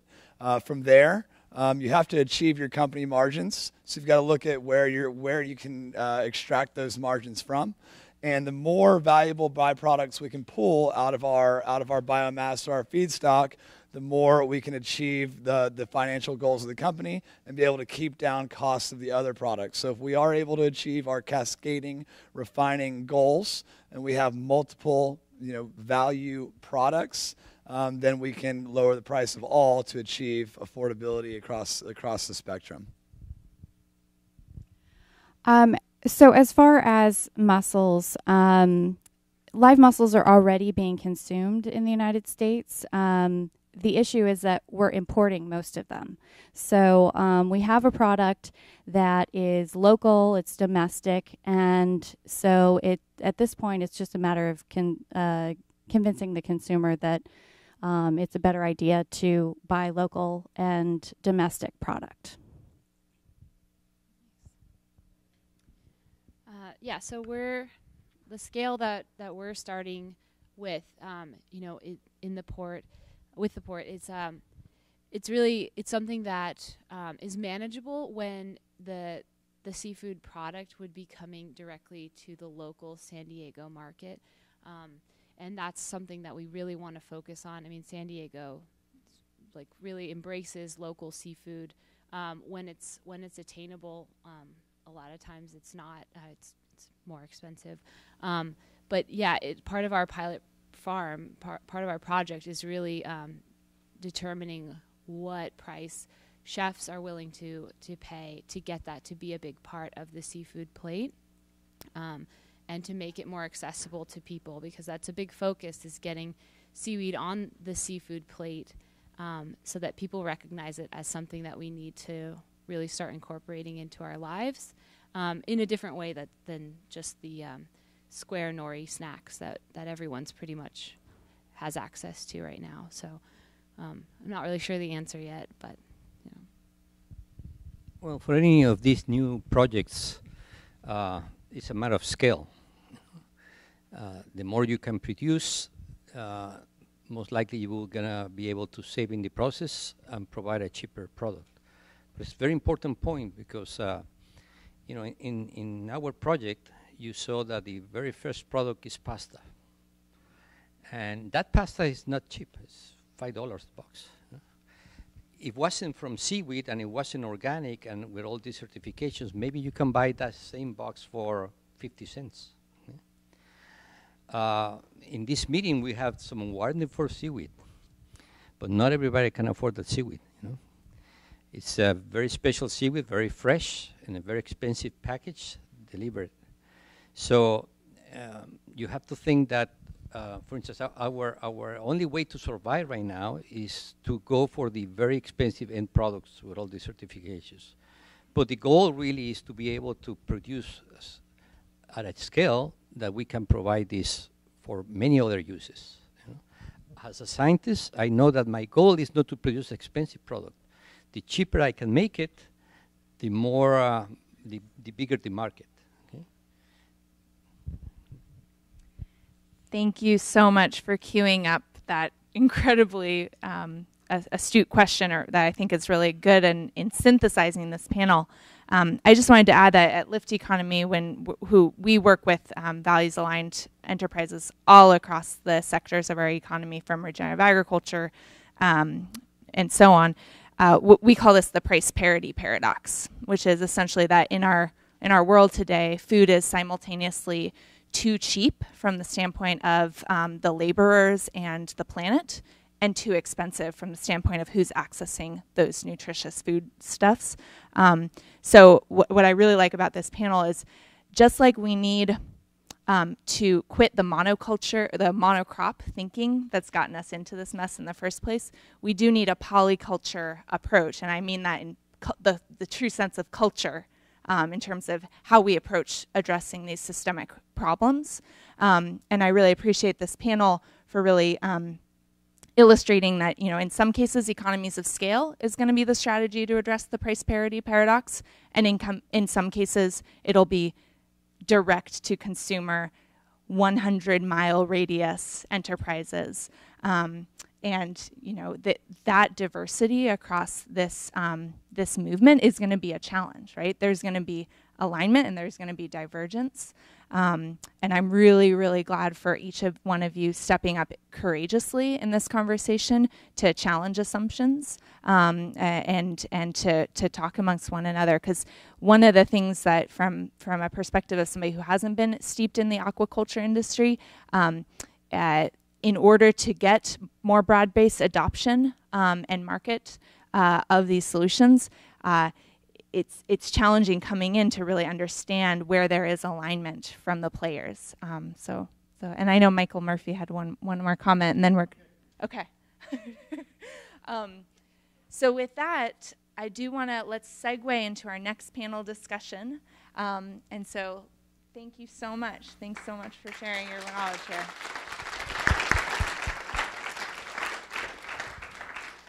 So we're going to learn about what Urchinomics is doing. Renee, come on up. We've got Severino Gomes from the Kashia Pomo tribe. We have got Karen from Greenwave, come on up.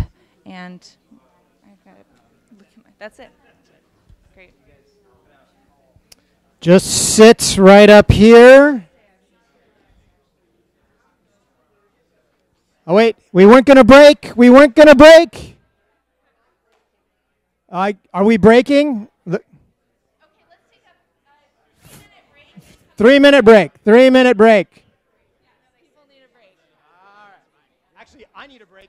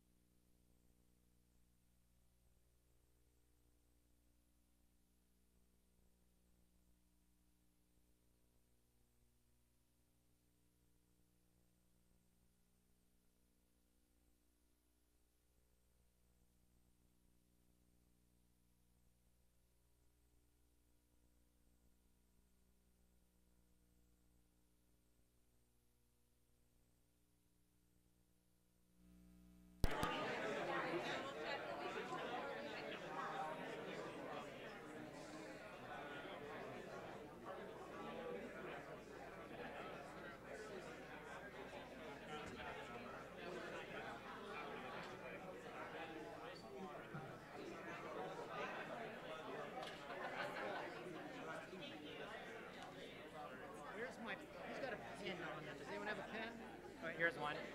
I gotta make some notes here.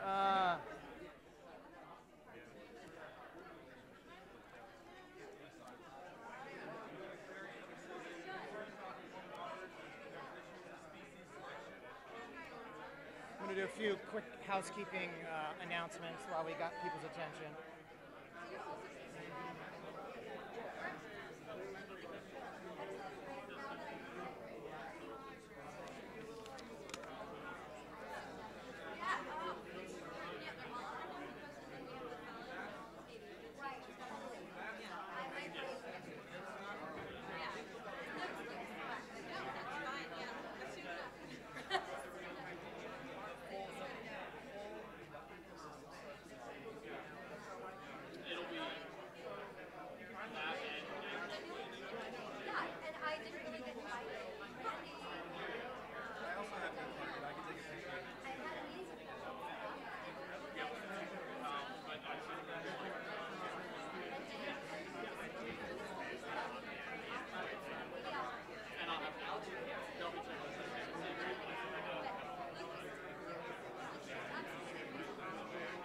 Okay, everyone, let's bring it home.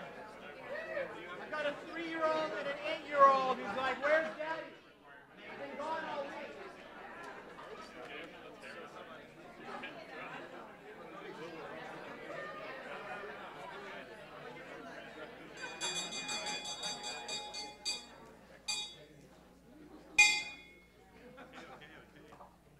I know, the taskmaster.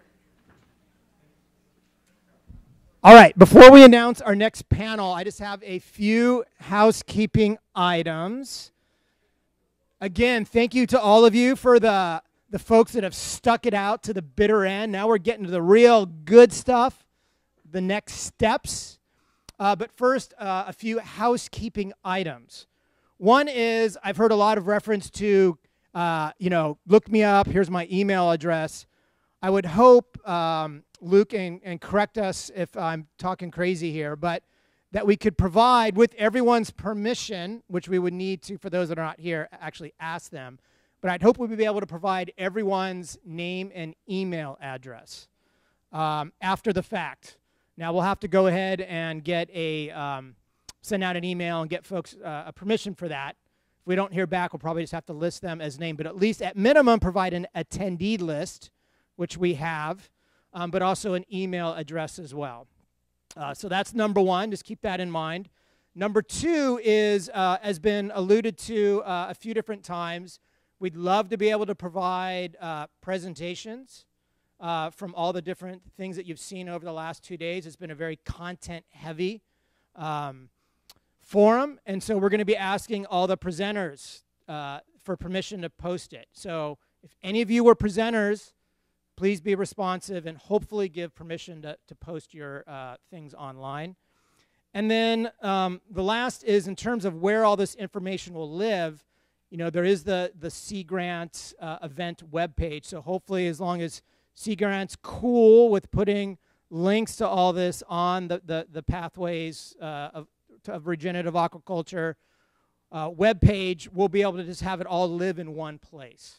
So including links to the videos, of which Moss Landing maintains a YouTube page, which you can hunt down through YouTube, but it's probably easier just to have it all in one place.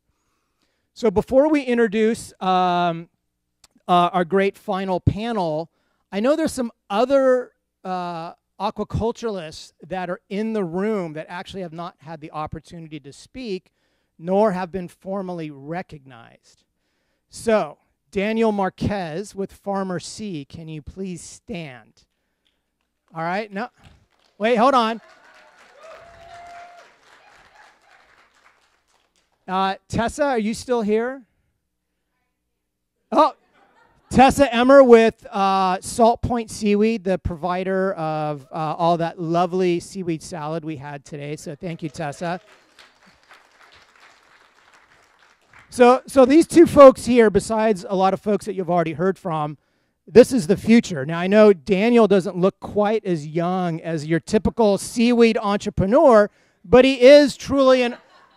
No, I was going to say, He would look a lot older, except he uses the lovely I got your back, buddy. I got your back. So Daniel is actually the co-owner of two companies. There's PharmerSea, which is going to be growing the seaweed, but then there's Sea Beauty, which is actually what the seaweed is used for, which is to produce these amazing healthcare and skincare products, which helps keep Daniel look much younger than his actual years. All right, so thank you, Tessa and Daniel. If you haven't had a chance to introduce yourself to these two, these are the faces of the future of California aquaculture as well. All right, so we're going to segue now into our final panel. We're going to hear from two folks that are actively working on two projects that are different from one another, but still have the same goal in mind, which is to produce some amazing products. And then we're going to also ask Karen Gray, and this is going to be the segue into the final push, which is to get into the next steps. And she's going to touch on the regulatory aspects of what it looks like in California right now and give a little different spin than what you've heard from already. And what I would ask all you as audience members to think about is, right, we've had some amazing discussions, but at the end of the day, we all know this is just a meeting.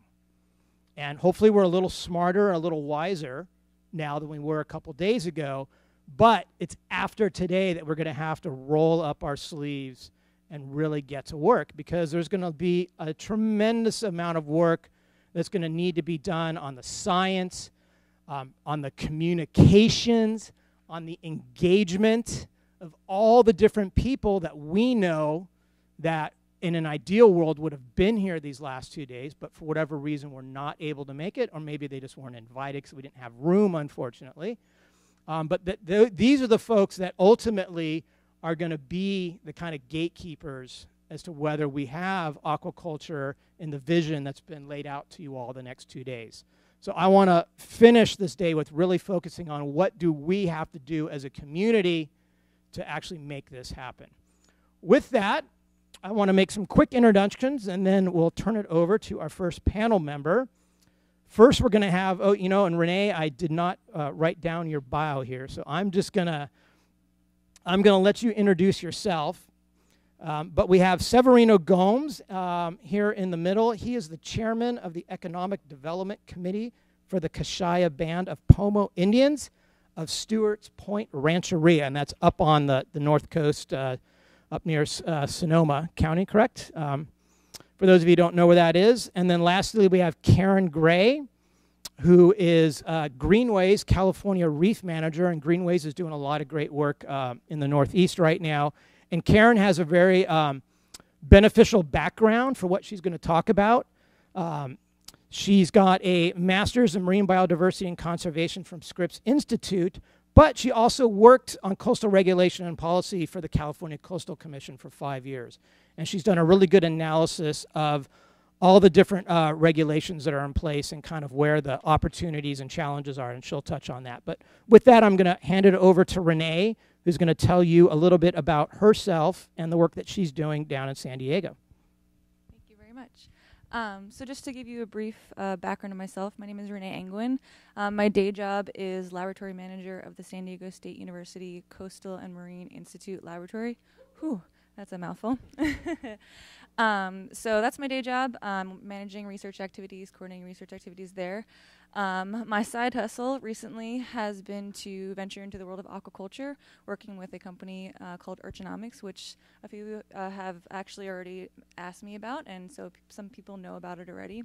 But to give you a little bit of a background about them, so Denise McDonald was supposed to be here. She couldn't make it. She is the director of global brand marketing. So I'm going to try and wear both hats and give you a bit of information about my project and the background of Urchinomics. But to give you kind of a brief overview of them, They are a company whose mission statement is restorative aquaculture in the form of removing urchins from urchin barrens and then transforming them into a food product that can be then sold on the fish market. So the idea is, as many of you know, to try and remove the urchins from all these barrens that are rapidly spreading across the coast of California, bring them to land-based farms, give them a commercially based feed that Urchinomics has developed in partnership with NoFEMA and Nosan Corporation, which is owned by Mitsubishi, which you mentioned earlier today, so thank you for that intro. So we take this feed, we feed it to the urchins that come from the barrens, which, as you may not know, are very malnourished and empty, so couldn't otherwise be fished. So that process basically takes somewhere between 6 to 10 weeks, depending on the species. We can produce an urchin that is nice and fat and full of uni, and then we can sell that on the market. And so the idea behind this whole organization or a whole partnership is that we can do a couple different things. So we can restore the urchin barrens back to kelp forest, providing a multitude of services and benefits. And we can also provide a food item for the aquaculture market. And then what Urchinomics is really trying to do as well is to try and reinvest that money back into the local fishermen markets and the just the local community. So the idea is to try and first get those fishermen or the urchin divers that are historically going after red urchins that can't anymore, try and getting them to go after the purple urchins instead, paying them, getting them into the lab, feeding them, or not feeding the fishermen, feeding the urchins, and then putting them back out in the market, getting that money and reinvesting it. So that's kind of a self-sustaining cycle. To kind of give you an idea of how I got involved, I randomly came across Urchinomics, searching the web for some students. They work with urchins and some urchin barren projects that we're looking at. And I reached out and I said, hey, like, this is a cool product. I want to try and just test your feed out to see if we can fatten up some urchins in the lab.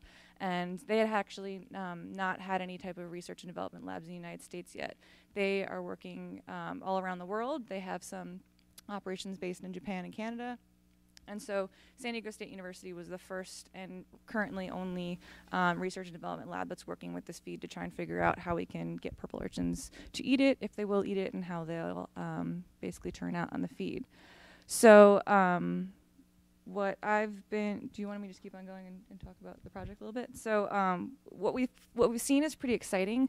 We're very much in the development phase, or the research and development, the very beginning stages. This started in about January, February, when we started doing this together. But the results are pretty exciting. So a lot of the urchins that I'm getting are from Southern California. I'm based out of San Diego. So not the most prevalent urchin barrens that we have in California, but we still have them.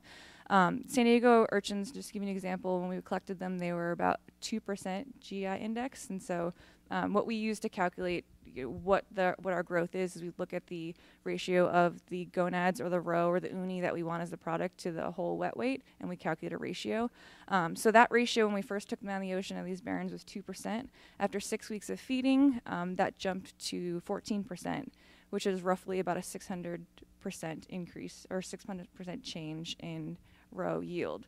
I was kind of excited about these data, and when I gave these back to Urchinomics, they were very, very excited because a lot of times these urchins don't take the feed. So it's one of those opportunities that seems really, really great to me. As an unbiased scientist, I try and just provide the data, but I also think it as a really great restorative opportunity.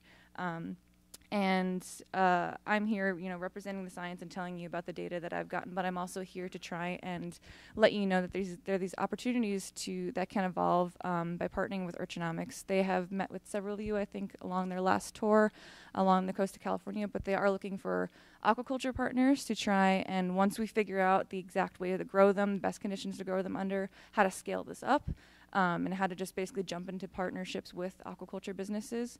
And then, other partnerships that I've kind of been hearing that they could probably form with many of you is using algae offcuts. So one of the ways that they produce this feed that they use is to use algal offcuts from algae that is used for human consumption, so that there's no extra steps in trying to acquire material for this feed. It's very much just trying to keep the cost down as much as possible. So things to think about, I guess, if you're interested in finding out more.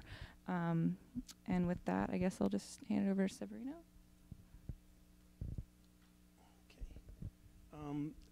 Yes, Erin stated, I'm the economic chairman of the Kashia Band of Pomo Indians. And what we're trying to do right now is establish an abalone farm, get back to our traditional food.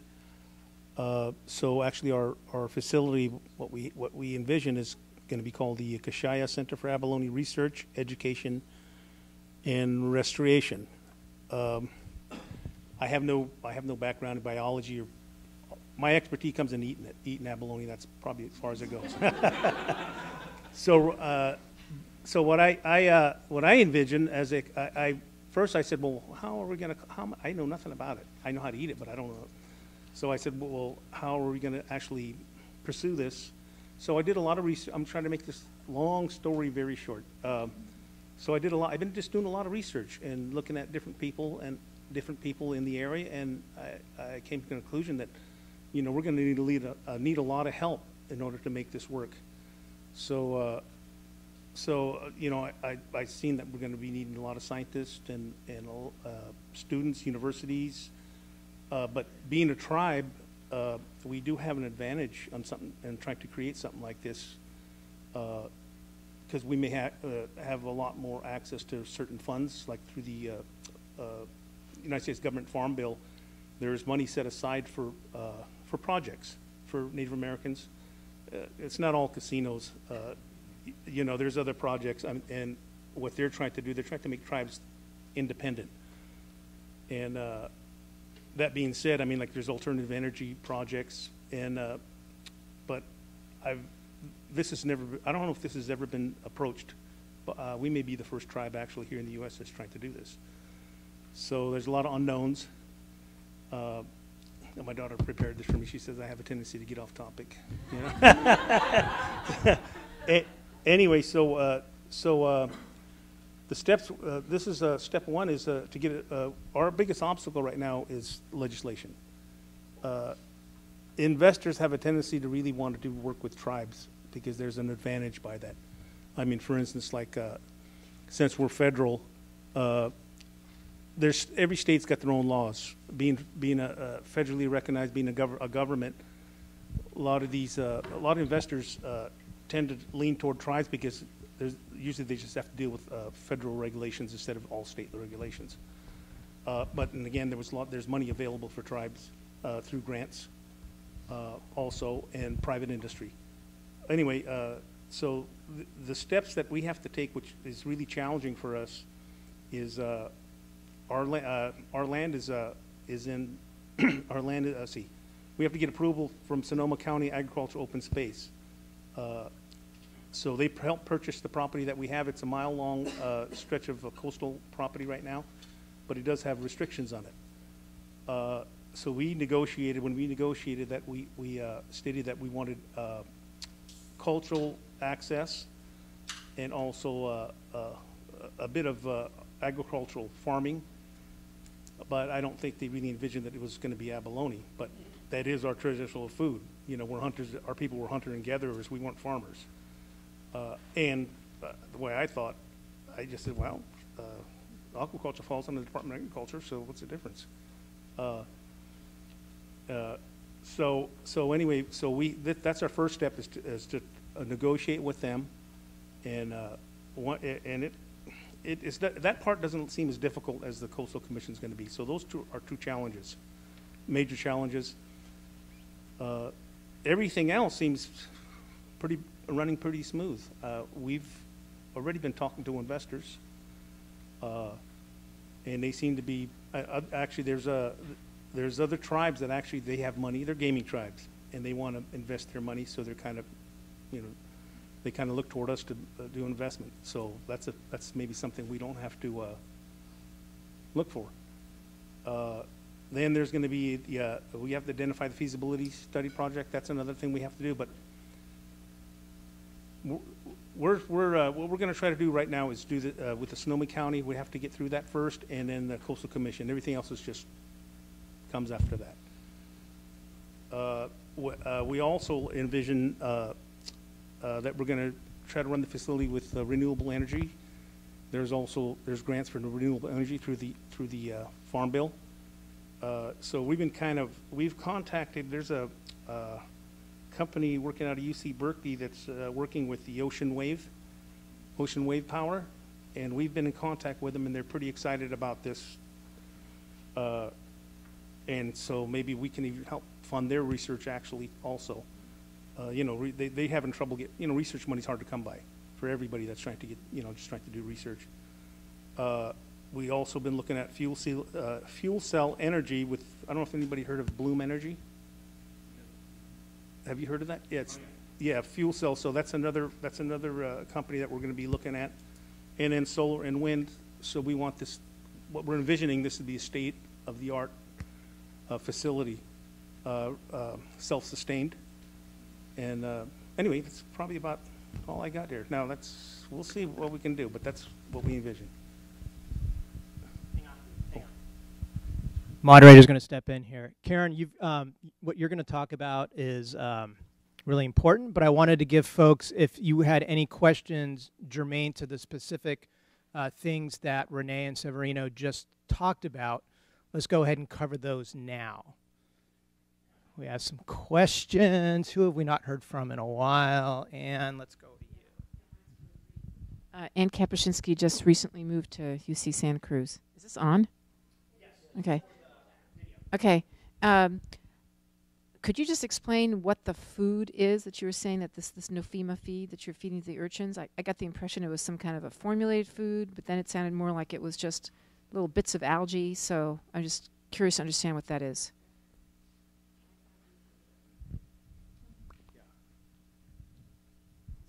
Just to be clear, so Nofema is the one who originally came up with this technology over about 25 years. Urchinomics does own the exclusive rights to it. So it's an Urchinomics commercial feed that they've developed over time.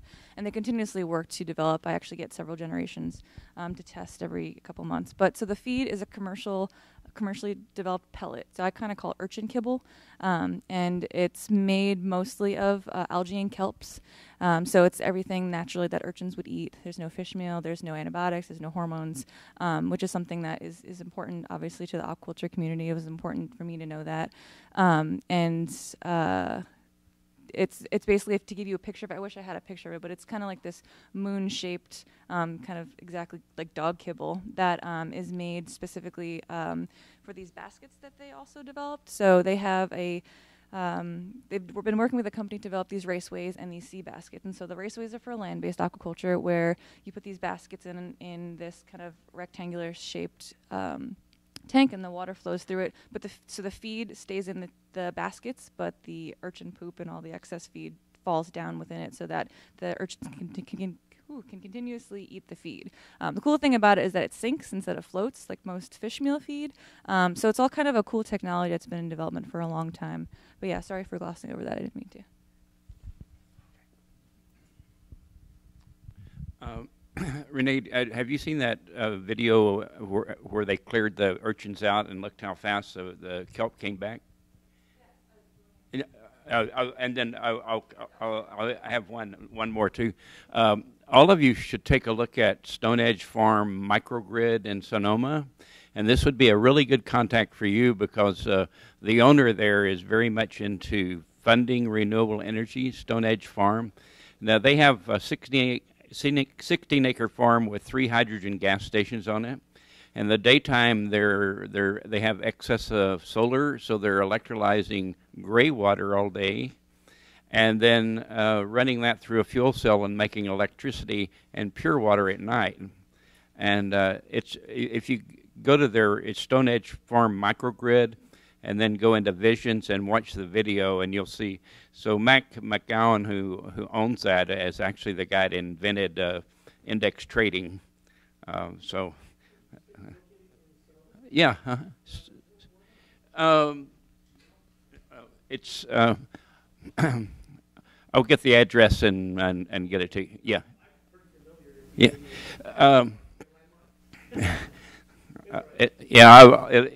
I'll find it in a second. Did you want to respond to the first question? So the video I think that you're referring to was the Bay Foundation's video. Is that what you're talking about? Where it's somebody swimming over urchin barren, and then a couple years later, the kelp forest is coming back. So I just want to touch on that point. So we're actually partnering right now with the Bay Foundation as well. So it's kind of like a trifecta. So Bay Foundation provides us with urchins from the urchin barrens in Palos Verdes in Los Angeles.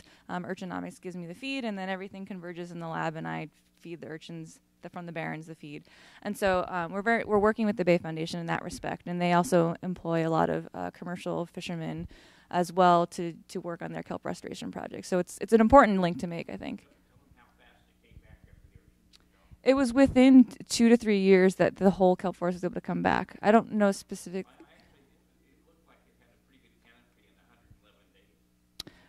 Oh, you know what? You're right. I think it was so the kelp. So I'm thinking like whole kelp forest, the general. There's other studies that have been published by that too. But yeah, in general, within a couple days, the small microalgae will come back, and that's kind of one of the important things to look for when we're looking for the kelp forest to come back. But yeah, you're right. This video is pretty impressive, and it's one of the things that Brian, the CEO of Urchinomics, really likes to show people, because it's one of those like eye-catching moments that is like holy crap moments that you're like, okay, we need to take the urchins out. But Okay, just a reminder to say your name and your affiliation, even if you've already said it, just for the sake of folks watching the video after the fact. Dennis Peterson, San Diego Bay Aquaculture. I was just curious what was the amount, do you have an idea how much of the feed with regards to the purple urchin that it took to get them back to bring their gonads back up? Yeah, and so what the cost was, really, I mean, how much, what was the cost of, how much feed was required to get them over that 6-week period to get them to a point? And I realize it's a really cool idea, and it has a lot of value in regenerating but just wondering what those costs would be, and as for commercial fishermen, what they could get back out of it, what would the roughly cost of that feed be per urchin? The economics in urchinomics. I cannot speak to the direct cost, unfortunately, because the feed is donated to me. But I'll give you a relative example of what it takes. So for a market-sized urchin, or maybe a little bit below, that's maybe 45 to 50 millimeters across. I would give them the equivalent of 1 pellet per day. So I started out with about 2 kilograms of feed over 6 week period, and I probably used about half of that. That's the best estimation I can give you. I haven't done all the per feed per day. I know that that's one of the considerations that a lot of people take in or think about, right? Because it's going to cost money to buy the feed to feed the urchins. Absolutely. So I think that's something important that is something that I need to figure out, and I need to get the cost of that. But it'll be important, especially for partners who are looking into coming into aquaculture partners with Urchinomics, to figure out as well. Yes. Did they tell you the numbers? I do not have the numbers off the top of my head, but I just recently met with them, and the numbers were very cost competitive in terms of the ROI for the cost of feed and the cost that you can sell the urchins to the market for. So I don't want to make up a number, but I have it written down in my notebook at home. Luke is very happy to relax and not have to work so hard this afternoon, so we're going to let him have the next question. Yeah, Luke from Sea Grant. It's another economic question, so more to do with the market. So as my understanding, purple urchins are what form the barren, but purple urchins also haven't been fished commercially in any volume. 90% of it goes to Japan. It's pretty much the red urchins. Do you guys have an idea of who you will sell this to, given that the Japanese buy most of it at the moment and it's the red urchins? And a follow-up, is that 14% of where the gonad should be, which is what's creating the uni. So creating that market, I think, is similar to what the seaweed people have to do, is trying to convince people that this is something that's worth buying. As far as once they are fattened up to that point, let me step back for a second. So if you were to find a purple urchin in the wild, again, one of the problems is that they're not consistent enough. I'm going to combine kind of both questions. What you're generally looking for is like a 20% gonad ratio or percentage of gonads. That would be a good, I think, healthy urchin to be able to harvest and collect and sell. And the red urchins is probably about around that. When you find them in the wild, they're much below that. And so I think I lost track of the question. But so yes, I guess to get back to that, we're trying to create the market. And I think it'll be helpful to try and try and encourage people to fish those and to get them out so we can kind of concurrently have both those fisheries. So the red urchin fishery is suffering right now because of the barrens, that purples are outcompeting the reds. So if perhaps we can get the urchin divers that are going after the reds to go after the purples for this purpose, then it can kind of start the building of that fishery at least. And then if we can put those on the market, so say in San Diego we have Driscoll Wharf, open seafood market. If we can get those out there and partner with people like Catalina Offshore Products, or I know that Urchinomics was talking to Hog Island as well, and try and get those people to try and sell their sell the urchins in a similar manner. That's kind of the way I think they want to try and branch into the market. And domestic, so definitely local. They have this idea where sort of like oysters, you have like a locational kind of everything kind of has a different flavor. So you have Northern California oysters, you have Southern California oysters. They want to do the same thing with urchins, and especially because it's challenging to try and relocate them. So local is very important, but then also you're right. Japan is a very big importer of the urchins, but the biggest thing that Urchinomics is trying to do is live trade. So in order to get them to Japan, that's going to be very challenging to, of course, get a live urchin over there. So from what I've had these conversations with local people and with Urchinomics, it's mostly live local markets that they want to try and branch into, and that makes the most sense as far as transport and trying to get the money back into those local markets and those local communities. Yes, you did. But I have a really good idea. The next gathering like this, why don't you bring some of your purple urchin? We can do a little blind taste test against some red urchin, and we can provide some good data as to how tasty it is, because I love uni. All right, I'm going to come back to you, Jose. I'm going to go all the way back over here. Excuse me, Randy. I'm Lorna from the State Water Resources Control Board. This is actually more of a request given my regulatory side. I'm very interested to hear what Greenwave has to say, and just watching the time, I was wondering if we could start including Karen in some of these questions, please. Yes, there's definitely going to be time for Karen, but I'm going to give Jose one last opportunity here. Well, just a comment, because I work with sea urchin people producing the seaweeds. Purple sea urchin does have a market. What happens is there's less value than the red sea urchin. It is possible to develop a local market. That is happening now in Ensenada. Sea urchins eat anything. You can feed them with dog food.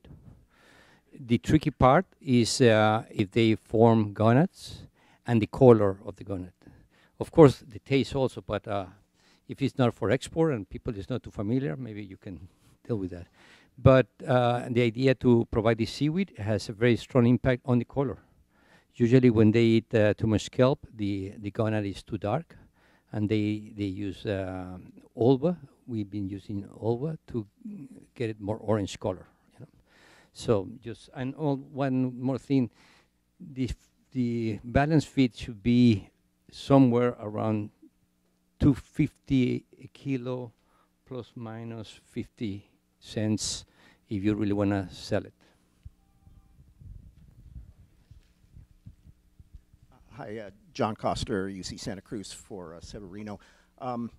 In my experience, that the typical 3.5-inch pen-raised abalone is probably somewhat different than what your traditional abalone full large size is as far as flavor and texture and those sorts of things. So I was wondering if that's part of your plans, that you want larger abalone, including like seeding the intertidal, and then would you enjoy any, say, exclusive fishing rights that some of the other tribes have in other parts of the country? Thank you. It's all open. We, I mean, when we started this, I didn't realize what was happening with the ocean. I've learned this as time went on.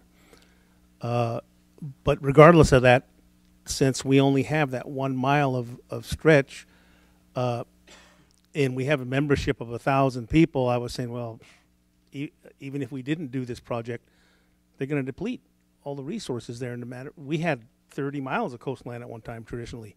Well, we don't have that anymore. So we also we want to implement a hatchery in this also. So if we have to plant sea urchins in there to build a population, we're willing to do that. Or maybe nature will have it recover by itself once the kelp beds are back in. So it's kind of open. We don't know, but we're trying to have a plan in case that doesn't happen. That if we have to, and by doing that also, those can get, if we can feed our people with the hatchery, we don't have to be depleting that section of ocean, let that build back up again. I mean, those urchins aren't going to stay within that 1 mile radius. They're going to, eventually they'll, yeah. Not urchins, I meant, I meant abalone. You got urchins on my mind. Yes, yeah. So basically, really open-minded about this. Suggestions, or I take all kinds of suggestions. Like I said, I'm not an expert in this, so I'm listening to other people talking. And we're gonna, actually Dan Sweezy out of Marine Lab is going to be working with us. There's a lot of people going to be working with us, so we'll just depend on them a lot, to figure this out. Thank you. All right, the best for last. Karen Gray, take it away. Yes, Karen Gray with Greenwave, the California Reef Manager.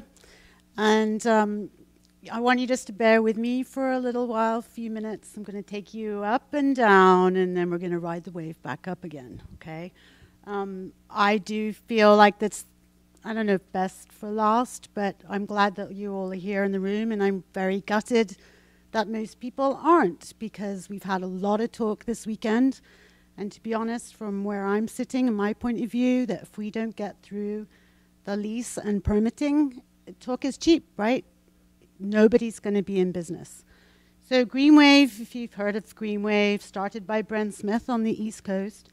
And as we've heard this weekend, it's the blue-green economy. We're bringing in local jobs. We're creating a food source locally, mitigating for climate change. We all agree that's a great model. And Greenwave is an open source model. We make it available to anyone. And it's a 3D ocean farm system, polyculture, that's designed to be replicated, easily replicated.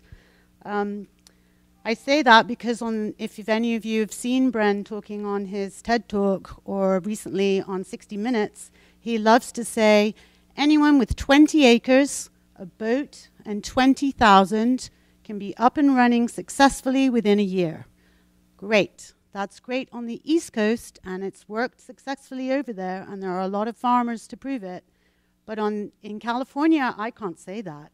I mean, if I translated that, I could say, okay, anyone with a lot of patience, a big bag of cash, and I mean $1 million plus, and at least 10 years, you could have a farm. Then you've got to get through the multi-agency permitting process before you've even turned a profit.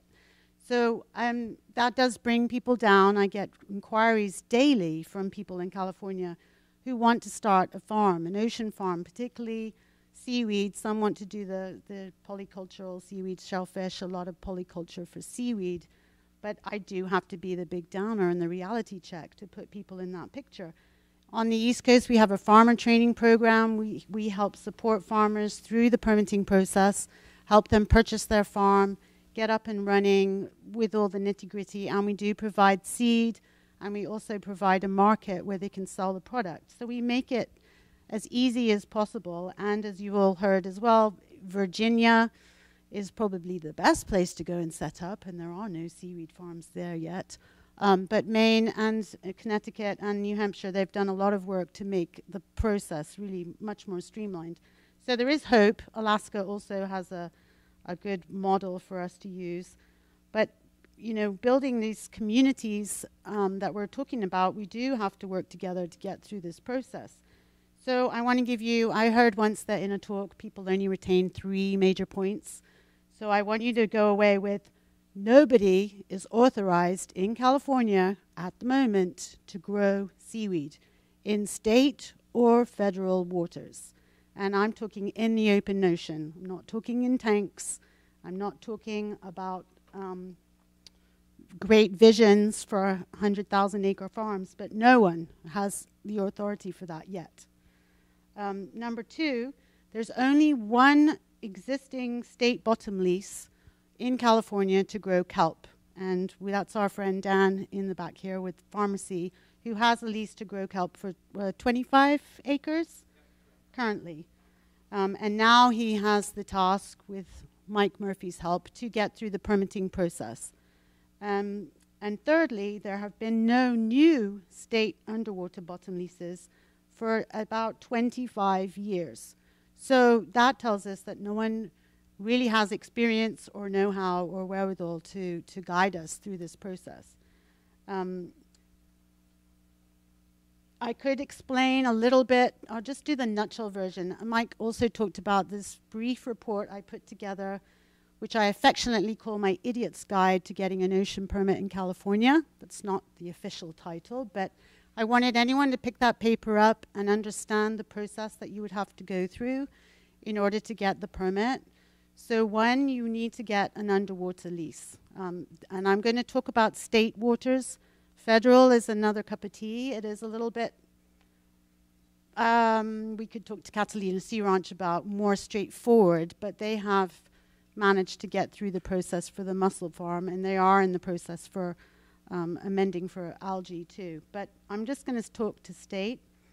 So you have a lease application to the Department of Fish and Wildlife. It goes to the, and Randy, you'll have to forgive me if I fluff up, but the commission is actually the body that decides whether your lease is approved.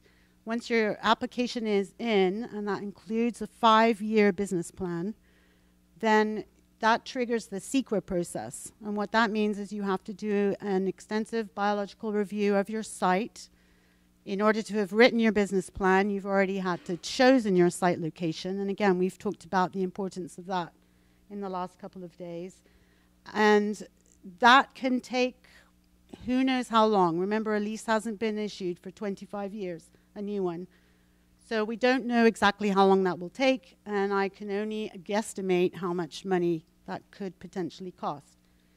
Once you have your lease, then you trigger the process for the multi-agency review. And I think it's like at least 10 or 12 agencies that would have to review, and that includes State Water Board, Army Corps, a consultation with NOAA. And again, forgive me if I forget someone, but anyone is welcome to my report. If you ask me, give me your card, or email me at karen@greenwave.org. I'm happy to send you the link.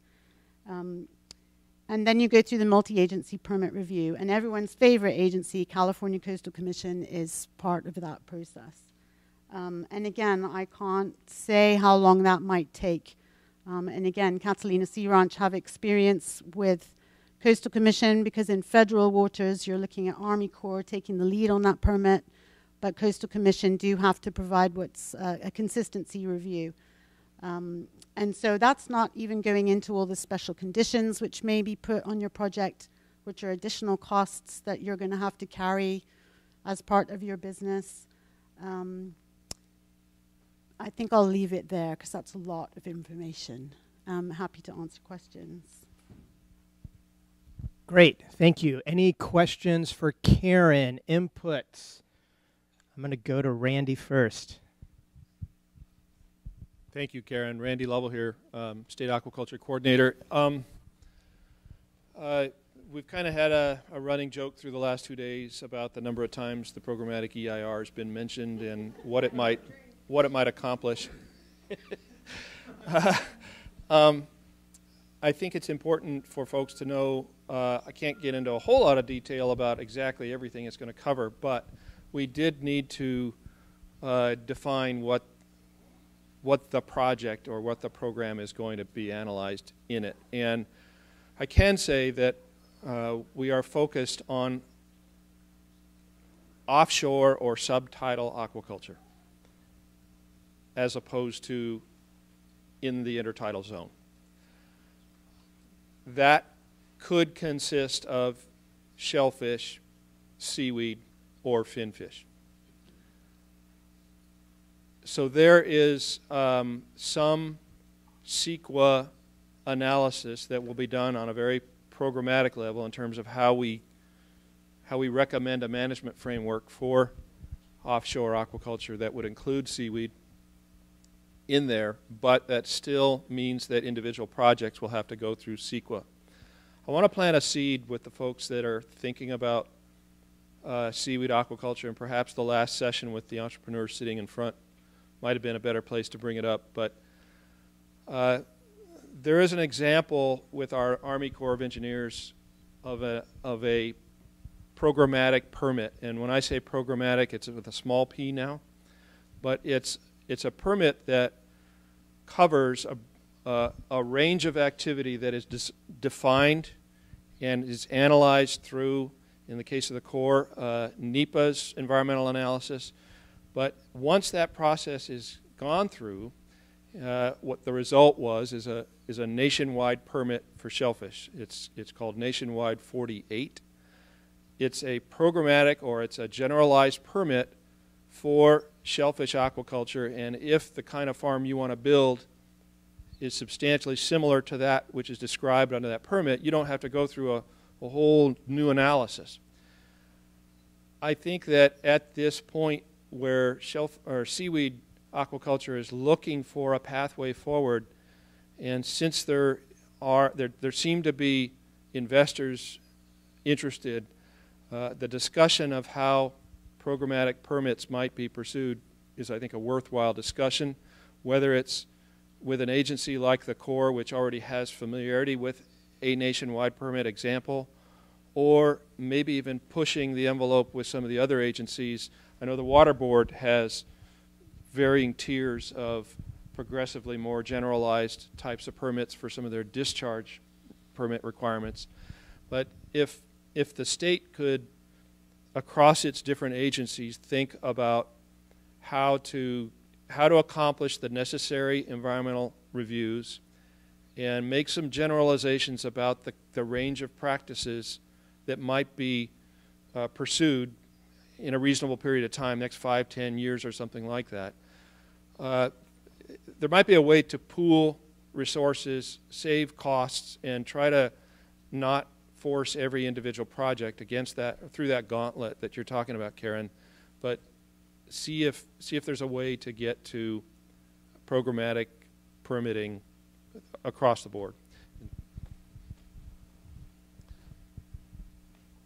Lorna, do you want to? Let Diane fill in mine. Okay, all right. So we're gonna have Diane Wyndham from NOAA and Lorna from Water Boards is gonna go after this. Yeah, Randy and I play tag team. So I want to point out that in California, the response from the Corps of Engineers towards using Nationwide 28 has been a flat line. They have not had the interest, they don't have the expertise dealing with aquaculture, and there's an inherent unwillingness to use Nationwide 48, and I think that's part of the reason why, is that they don't have that familiarity and expertise with aquaculture that perhaps they have in the Northwest a little bit more. Margaret might, you know, this is an inherent problem, and the elephant in the room that I'm sensing today, through no one's fault, but I think it's something to be thinking about for the future, is those are the people that need to be in this room and hearing these discussions and hearing the compelling stories from the industry. They need to understand, I mean, they're tired of hearing, oh, we need streamlining, and oh, it takes too long. But we need to be able to effectively educate the regulatory community so that they can move comfortably through this environment and be more proactive in helping the industry get their permits. This gridlock is ridiculous, and I face it too in my own agency. I face gridlock, especially because I'm the aquaculture bad child, and so, you know, that doesn't jive well with other sectors. And so I would encourage future meetings to at least invite them, and they may have been invited and chose not to participate, because I have also experienced that they don't have the time or the bandwidth or the workload is too much, or they just don't have the interest, and that's where political influence can really make a difference, because if you can get political pressure applied at very high levels to compel local, regional, and district offices to participate in these kinds of meetings, that's the only way. We've got to get them at the table. We can talk till the cows come home, making methane along the way, you know, to try and problem solve. But if they don't play ball with us, we're not going to solve those issues. The Coastal Commission, the Corps, you know, we try, Randy and I try really hard to build relationships with the individuals that we work with from those agencies, so that there's some trust and good communication, and that can help. But if that doesn't trickle up through those agencies' leadership, it still can face a barrier at the end of the day. So I think we've got to look a little more broadly, which is discouraging. It's daunting, but I think it's the practical reality, and I think that's very hard for the research community to understand. It's very foreign, and I understand that and I sympathize. I'd like to see much more engagement from the industry, not only with the research community, but with the regulatory community. There's a ton of educating that we need to do, and throughout this whole conference, I've been wishing that some of the regulatory partners that I work with from the Corps of Engineers, from the Coastal Commission and other agencies were in the room to hear this. So yeah, in defense of all the regulatory agencies, and Lorna, I'm making my way to you, that are not here. And just so you all know, I was a regulatory insider for 13 years. I worked for NOAA. So sometimes I get defensive and feel like, oh, I'm back at NOAA, I have to defend the regulatory agencies. But really, they were all invited. Many RSVP'd, which told me they intended to come. But as we all know, right, for starters, it's the middle of August, and sometimes things just come up. Folks are on vacation. So just because a regulatory agency representative is not here does not mean that they did not want to be here. So one of our jobs, and our fellow regulatory representatives that are here, can maybe, because I know you guys have great relationships with them, but we'd like also your advice is, you know, this workshop is going to be online. There is going to be a report. So part of our challenge is to make sure that all this discussion at least is communicated and they have the opportunity to gain some of the knowledge that we have presented to and discussed these last 2 days. The other is in the issue of like prioritization. At the end of the day, these regulatory agencies across the board, the amount of responsibility they're basically told they must do versus the amount of staff they have to do it, there's a huge disconnect. So at a really basic level, one of our main actions to help this cause is to actually make sure these folks have the money and staff that they need to be able to do their jobs. Because at the end of the day, the squeaky wheels are going to get oiled. And when you have limited amount of resources, you know, they have lots of priorities. And if the reality is aquaculture right now is probably, and rightly so, not as a high a priority for some of these folks to be able to spend the necessary time, whether they're the Army Corps. They've got a lot of other stuff going on. So we just always have to keep that in mind. And at a really basic level, we can fight to make sure these agencies have additional funding so they can have the staff to be able to address issues like aquaculture. So that was a shockingly perfect segue. I'm here with Lark Starkey from the Water Boards, and we're really excited to hear your perspective, what's going on in aquaculture, and we also want to hear what you need from us. So one of the things he mentioned is that we need to identify this as a priority. So if your community feels like this is a big priority, we have a document called the Ocean Plan. That is what regulates ocean activities. That has water quality standards. That's what we're in charge of, water quality. That ocean plan is coming up for what we call a triennial review. We do that in-house, and then we release that to public comment. It's only released for 30, 60 days. And depending on the response that the board sees from the public is how we prioritize items. So currently, in-house aquaculture has made the list, but it is not necessarily a high priority item. So as Karen mentioned, you're going to have to go through a multi-agency review. If you want the review from the water boards to be faster, it would really behoove you to get that process started now. So if we can have your support to submit public comments and get this identified as a board priority, then we can either start on whether it's an ocean plan amendment, a statewide general permit, and that's when we'd work with you to develop those needs. Then when you get to multi-agency review, the water board will have the framework in place and we can, fingers crossed, just pass it on through. So watch for that triennial review. That is how you can help us identify it as a priority. Oh, so the time frame is, it's currently in-house review, so I'd say maybe a couple months. Longer because it's a state agency? So, well, this is for the in-house review before it gets released to the public. Give us a couple months on that, and that depends about other projects coming up. And we've had some management changeovers in the ocean unit, so things are getting back on track. And then what was the other question? How to? Oh. So there is, so the website, Google the California State Water Resources Control Board Ocean Unit. Go to that web page and you'll see, I think it's on the right-hand side, there's all the information about how to get on a LIRIS list. And it works just like an academic list server. You sign up and it will email you, hey, we're now soliciting for triennial review comments, and that's when we would want you to submit those comments. And we legally have to respond to every comment submitted, so what would be the most helpful is rather than everybody submitting individual letters, if you could sort of create coalitions or cohorts, maybe all the abalone people, all the kelp people get together and really kind of put some weight behind that letter. That way saves us time, we respond to one letter, and it also kind of gives you that weight. Maybe we can send it to Luke. Yes, and we'll have him send it out. It's just, if you put the California State Water Resources Control Board, it's the ocean unit is in charge of it. Yeah. Okay, we're going to go to Miranda and then Paul, and then I have a segue on something that Lorna just mentioned about one letter. So Miranda Reese, I'm the Director of Regulatory Affairs for the Shellfish Unit for Pacific Seafood, and I just want to say thank you to Diane and Randy and the Water Control Board for being present and participating.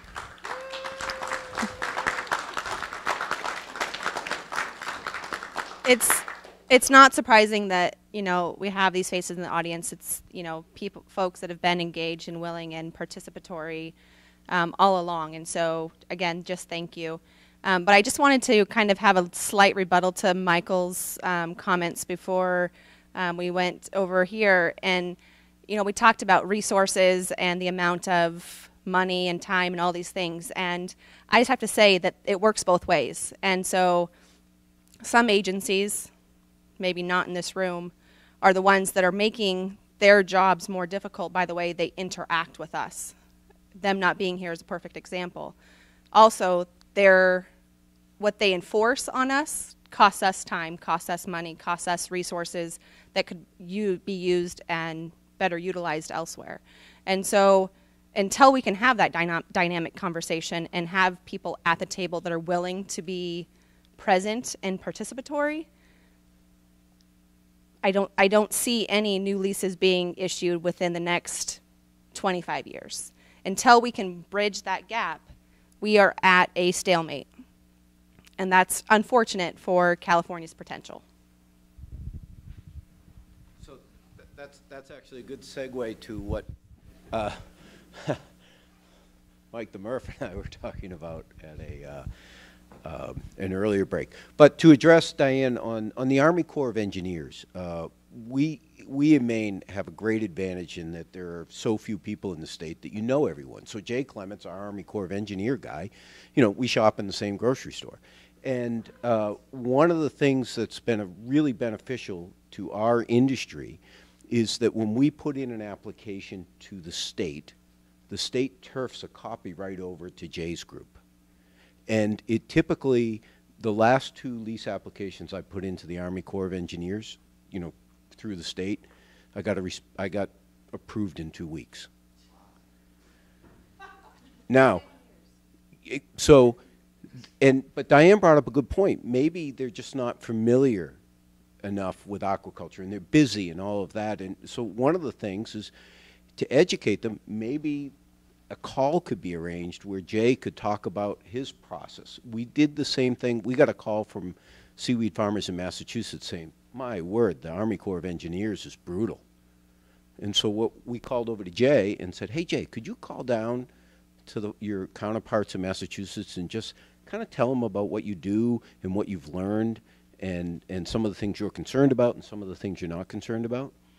And that freed up a real logjam with the Massachusetts Army Corps. And it was just a question of education and understanding, and that kind of helped it. So one recommendation is maybe have your Army Corps talk to our Army Corps or the Mass Army Corps. Yeah, no, but have, right, start to create those links. The other is, you know, I'd really encourage you to work together with your legislature and with your regulators. Randy's a great example. He called over and has worked with John Lewis, who is Randy's counterpart in Maine, and reached out to Sebastian Bell, our association, our aquaculture association director, to learn how we're doing it, that we can get a lease turned around in 18 months or less for some leases, a little longer for others. And to give you a little impetus to actually try to get this done, I'll share a story with you. So there's a company called Bioarchitecture Laboratories that won an ARPA-E grant years ago. And when they won that grant, we called them up and we said, hey, they're located in Berkeley. We would love to be your seaweed farmers for this project you're doing involving seaweed and creating ethanol from kelp. And they said, don't worry, we got it covered. We're going to get a lease in California. And we said, fine. So a year later, they called up and they said, there's no way in hell we're getting a lease in California, and we need to get in the water quick. And we were able to get it. We called up our Department of Marine Resources, and we said, here's the situation. We have an opportunity. This is going to be money coming into Maine. We got the lease in 90 days. And what happened subsequent to that? There are now 54 seaweed farms in Maine. So the regulatory environment in California had a direct impact on positive economic development in Maine. So I love your regulatory environment right now. But it's just, it's not to throw gasoline on a fire, but it's a story to show that when the regulatory environment can work together with industry, real economic development happens. And so I encourage you to use that story with your legislators, with your agencies that aren't here, that I agree need to be in the room. And I understand how difficult it is in a state this large. You know, Randy was right. Randy should have a jet, someone said, to be able to get up and down the state. But where his his counterpart, in Maine, we walk over to John's house and we bang on the back door and say, hey, John, how about getting that application done? So it's a little different, but I just leave you with that story. So this is Margaret Plower again from the Shellfish Growers on the Pacific Coast. And so I really enjoy all of that. I'm an East Coast person, so I get it. There are really some advantages of that and what's happening in Maine. But through these last 2 days, I'm really inspired and thankful that this has happened, and thank you for everyone who's really made this happen.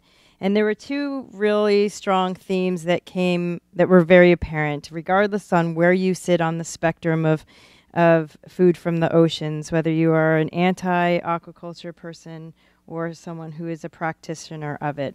There are two things, and I think that the people in this room from yesterday and today have a really big role in making it happen, because it is a lot about the relationship and the paradigm shift and allowing this as a real option. First of all, we talked about the imported food that we're coming into this country, into California, and not knowing where it's coming from and how it's been grown and where it's been grown and what kind of safety issues there are with any of that food.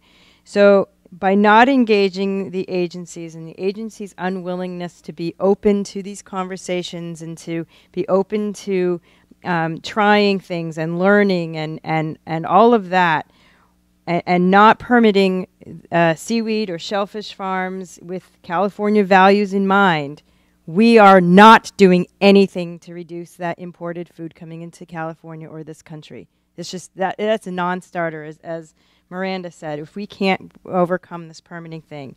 The other thing that is really apparent is that the more local the food, the better, right?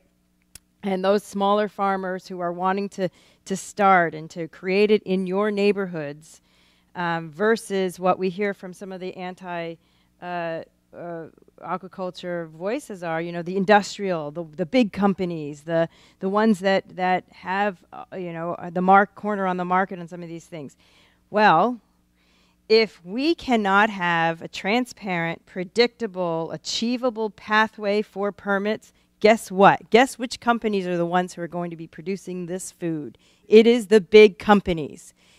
So it sometimes might be to their benefit, but so far in the years that I've been working with this industry, shellfish farmers, because they've been in it for so long, they want diversity in this industry. They want to have the small guys. They do what they can to share the research and the innovation with the small guys, because they don't want a situation where it is only the big guys. So the small farms are critical, not only to meet the demand and the interest of the consumers, you all, but also for the health of the industry itself. So two big things: where's our food coming from, and who's producing it? Have an absolute. This conversation can make a big difference in both of those. So thank you all for putting all this time into it. I just hope that we can keep some momentum forward to tackle those two things. That's all.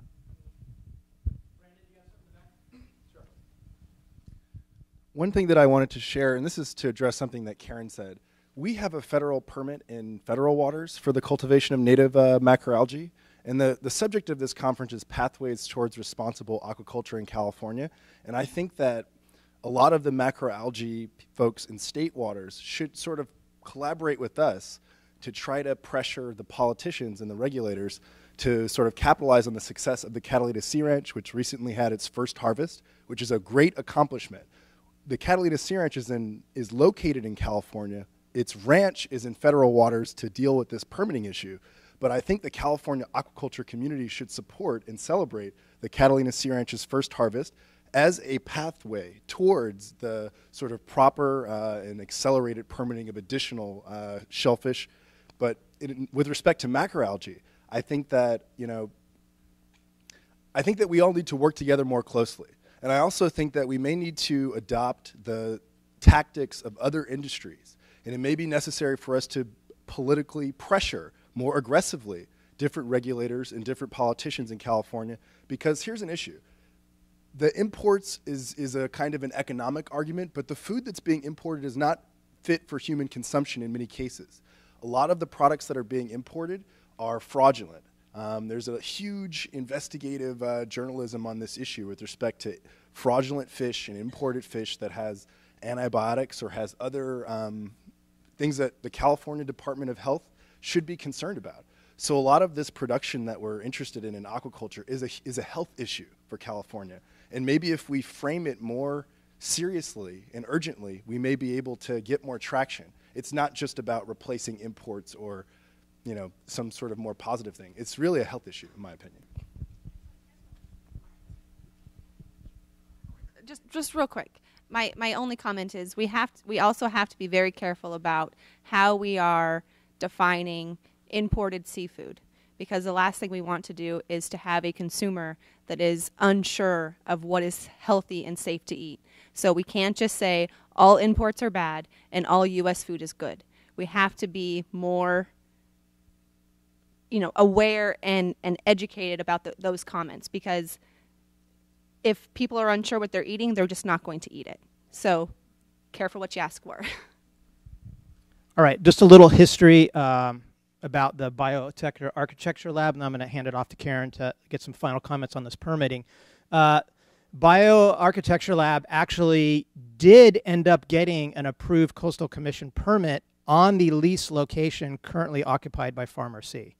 We're actually using that coastal development permit that was approved by the Coastal Commission to inform our permitting process. So I don't know why they decided to pull up shop after that, but I'm sure it was, a long and expensive process to go through, but they did get an approved Coastal Commission permit. That was in 2010. Yeah, okay. Gotcha. So good stuff there. If you want to look it up, I'm happy to provide that to you. But I wanted to hand it back to Karen to kind of wrap up this permitting discussion. And then I noticed time 4:15. I wanted to get, I have some thoughts on next steps, but hopefully some of you have some thoughts as well.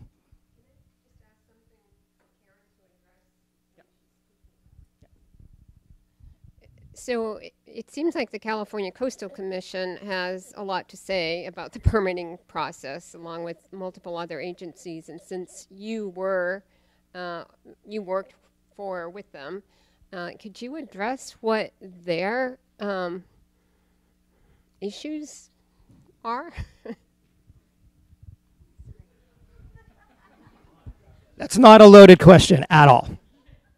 Right. And just to qualify, I did make you a promise that I would leave you on a high note, so I'm just going to deal with this quickly. Those of you who are laughing obviously know about the Coastal Commission, and bless them if they're listening, because they are a small but mighty agency, and they are very powerful. And if it wasn't for them, we wouldn't be able to look at these kind of views and have the coast be protected for us. And again, I know we've touched on that this weekend. They have a lot of issues. They really want to look at the public resource. So it's going to be impacts on marine life. It's going to be issues of public access and recreation. I mean, the usual things that they look very closely at.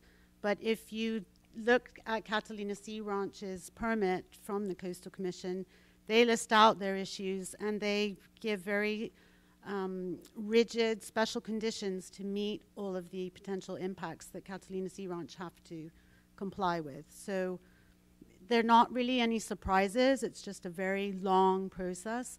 I do want to mention that Mike Murphy and myself are we're in a mariculture policy working group.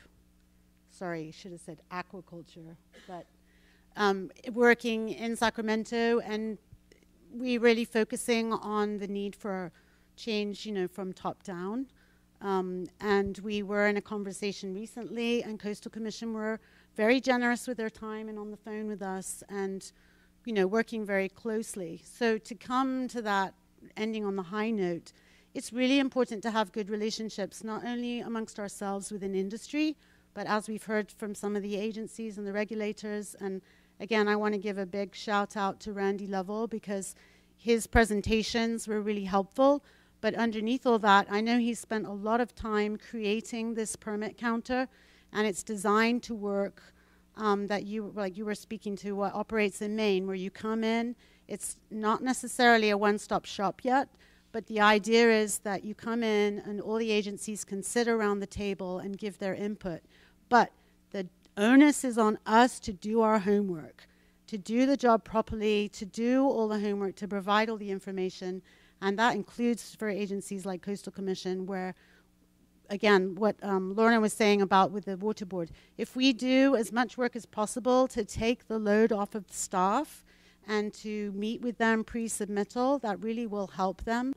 And we're going to just have to learn by doing. And I know that Randy's really eager to get that permit counter to see if it actually is going, well, it's going to work, but we need to, it's working. So great. And I'm keen to get projects in there to know that we can cooperate. And the more we all learn by doing, then we can, that's how we help streamline the process, is actually by doing a lot of the legwork ourselves.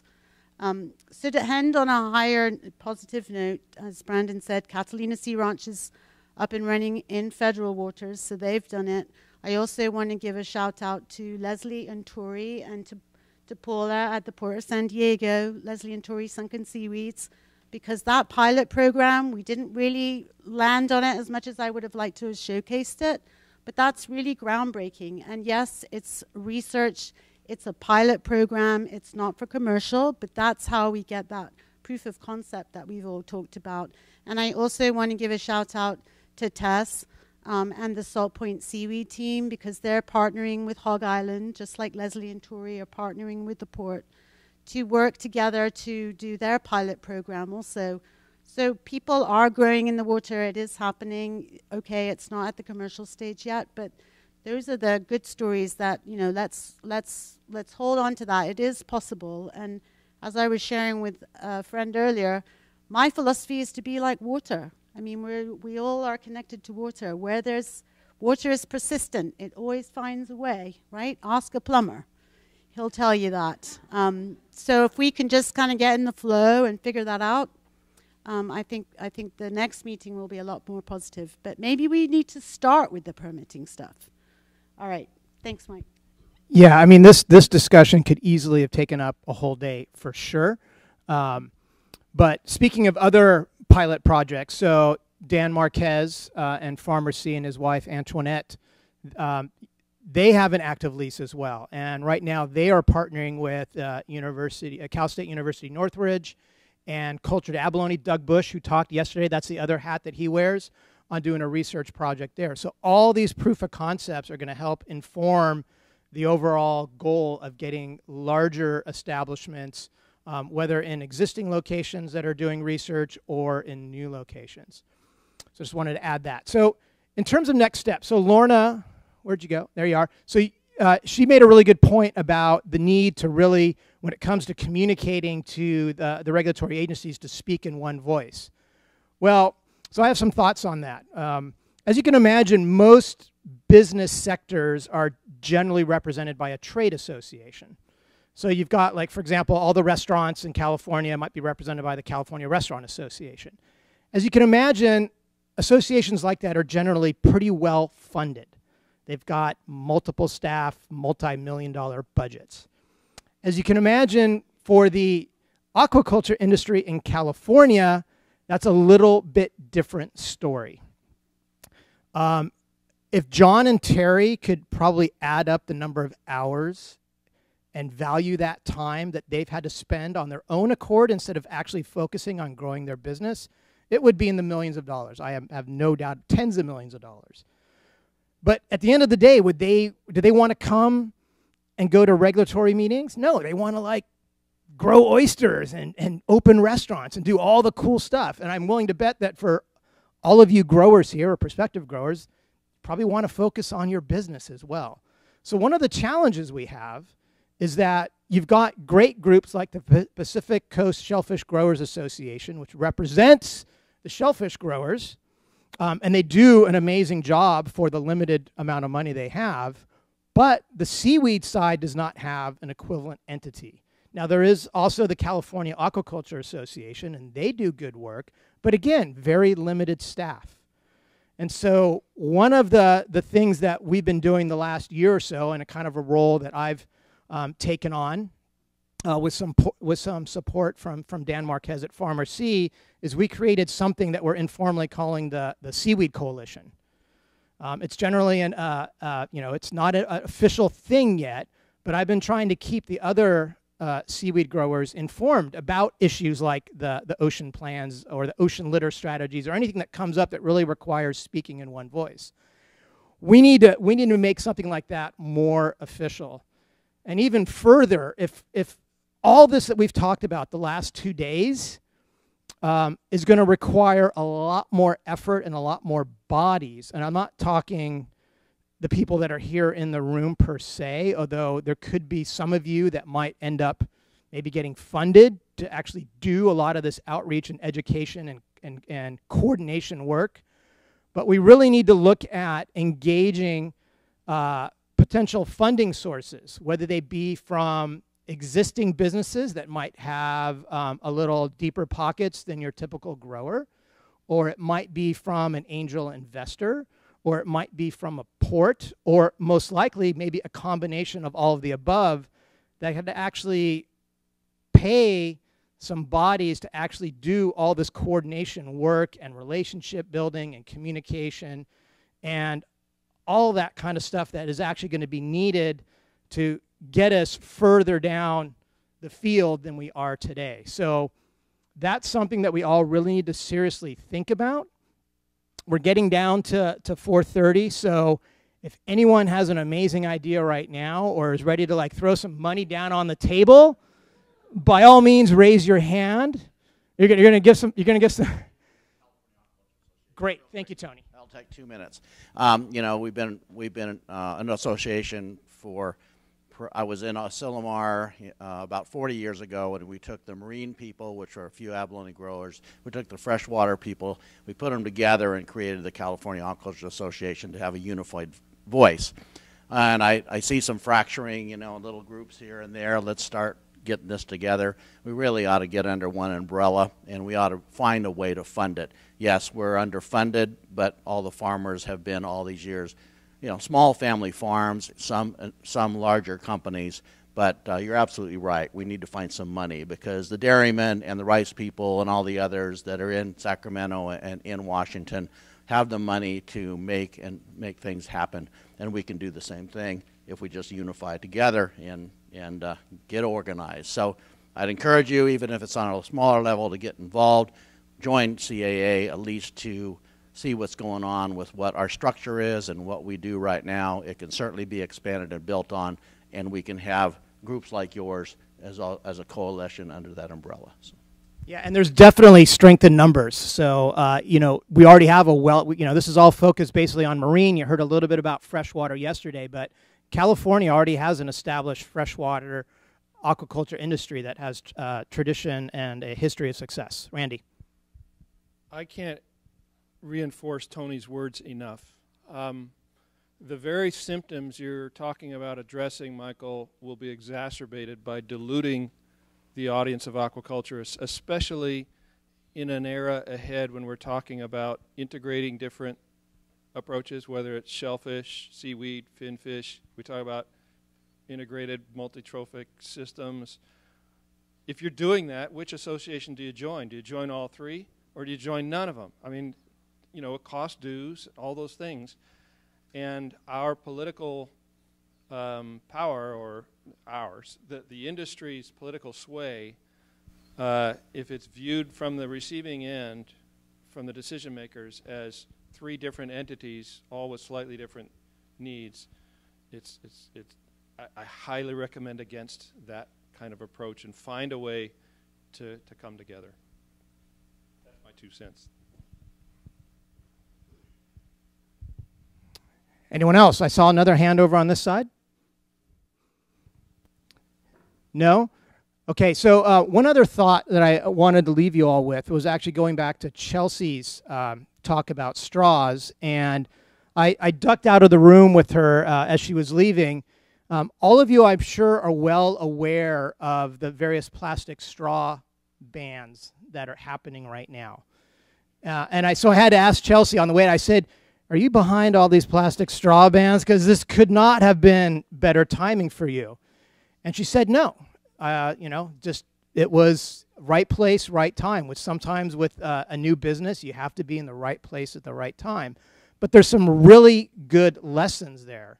The plastic straw ban did not happen without a sort of grassroots effort from the public and concerned stakeholders to say, this is a problem, we need to fix it. The regulators, whether it be in a city or county, or who knows, maybe we'll even see it at the state at some point, they listened and they responded. We can use lessons like this and to our benefit because we have an amazing story to tell. And we just have to get out there and tell it. So on that note, unless anyone else has something really profound to say, yes, well, I'm gonna let her have the last word, if that's okay. Great. Thank you very much, everyone, for being here. And Erin, take us home.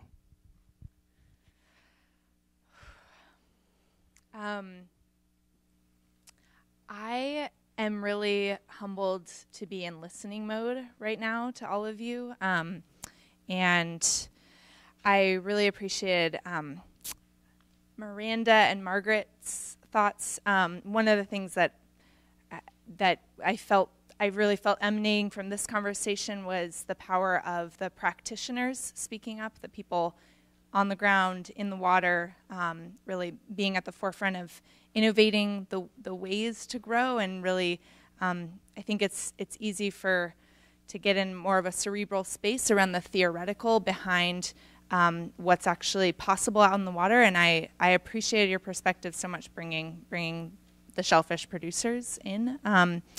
And so that's kind of where my mind is going and sitting, and confessing that I'm really trying to be a sponge right now and just absorb, because frankly I've been more literate in the impact investor space around the interest and the potential, but this is coming from people who are not in the ocean doing the work. Yeah, Severino, you had a good point about that as well, that you're getting a lot of interest on the funding standpoint, but we actually all have to relearn and reteach one another around how to work collaboratively together to be effective stewards of our ecosystems. And finally, Lift Economy holds a vision around an economic system that works for the benefit of all life. And so, you know, it's easy as people to just be in our people mind, human mind space, but remembering that we hosted this intentionally on the shores of the bay so that we could see the whales, so we could see the otters, so we could see the ecosystem. And so keeping in mind that this is bigger than our human brains can imagine. So let's move forward thinking of all beings and all species as we make decisions and work collaboratively for this movement to benefit all of life. So thank you all for being here. And thank you, panel.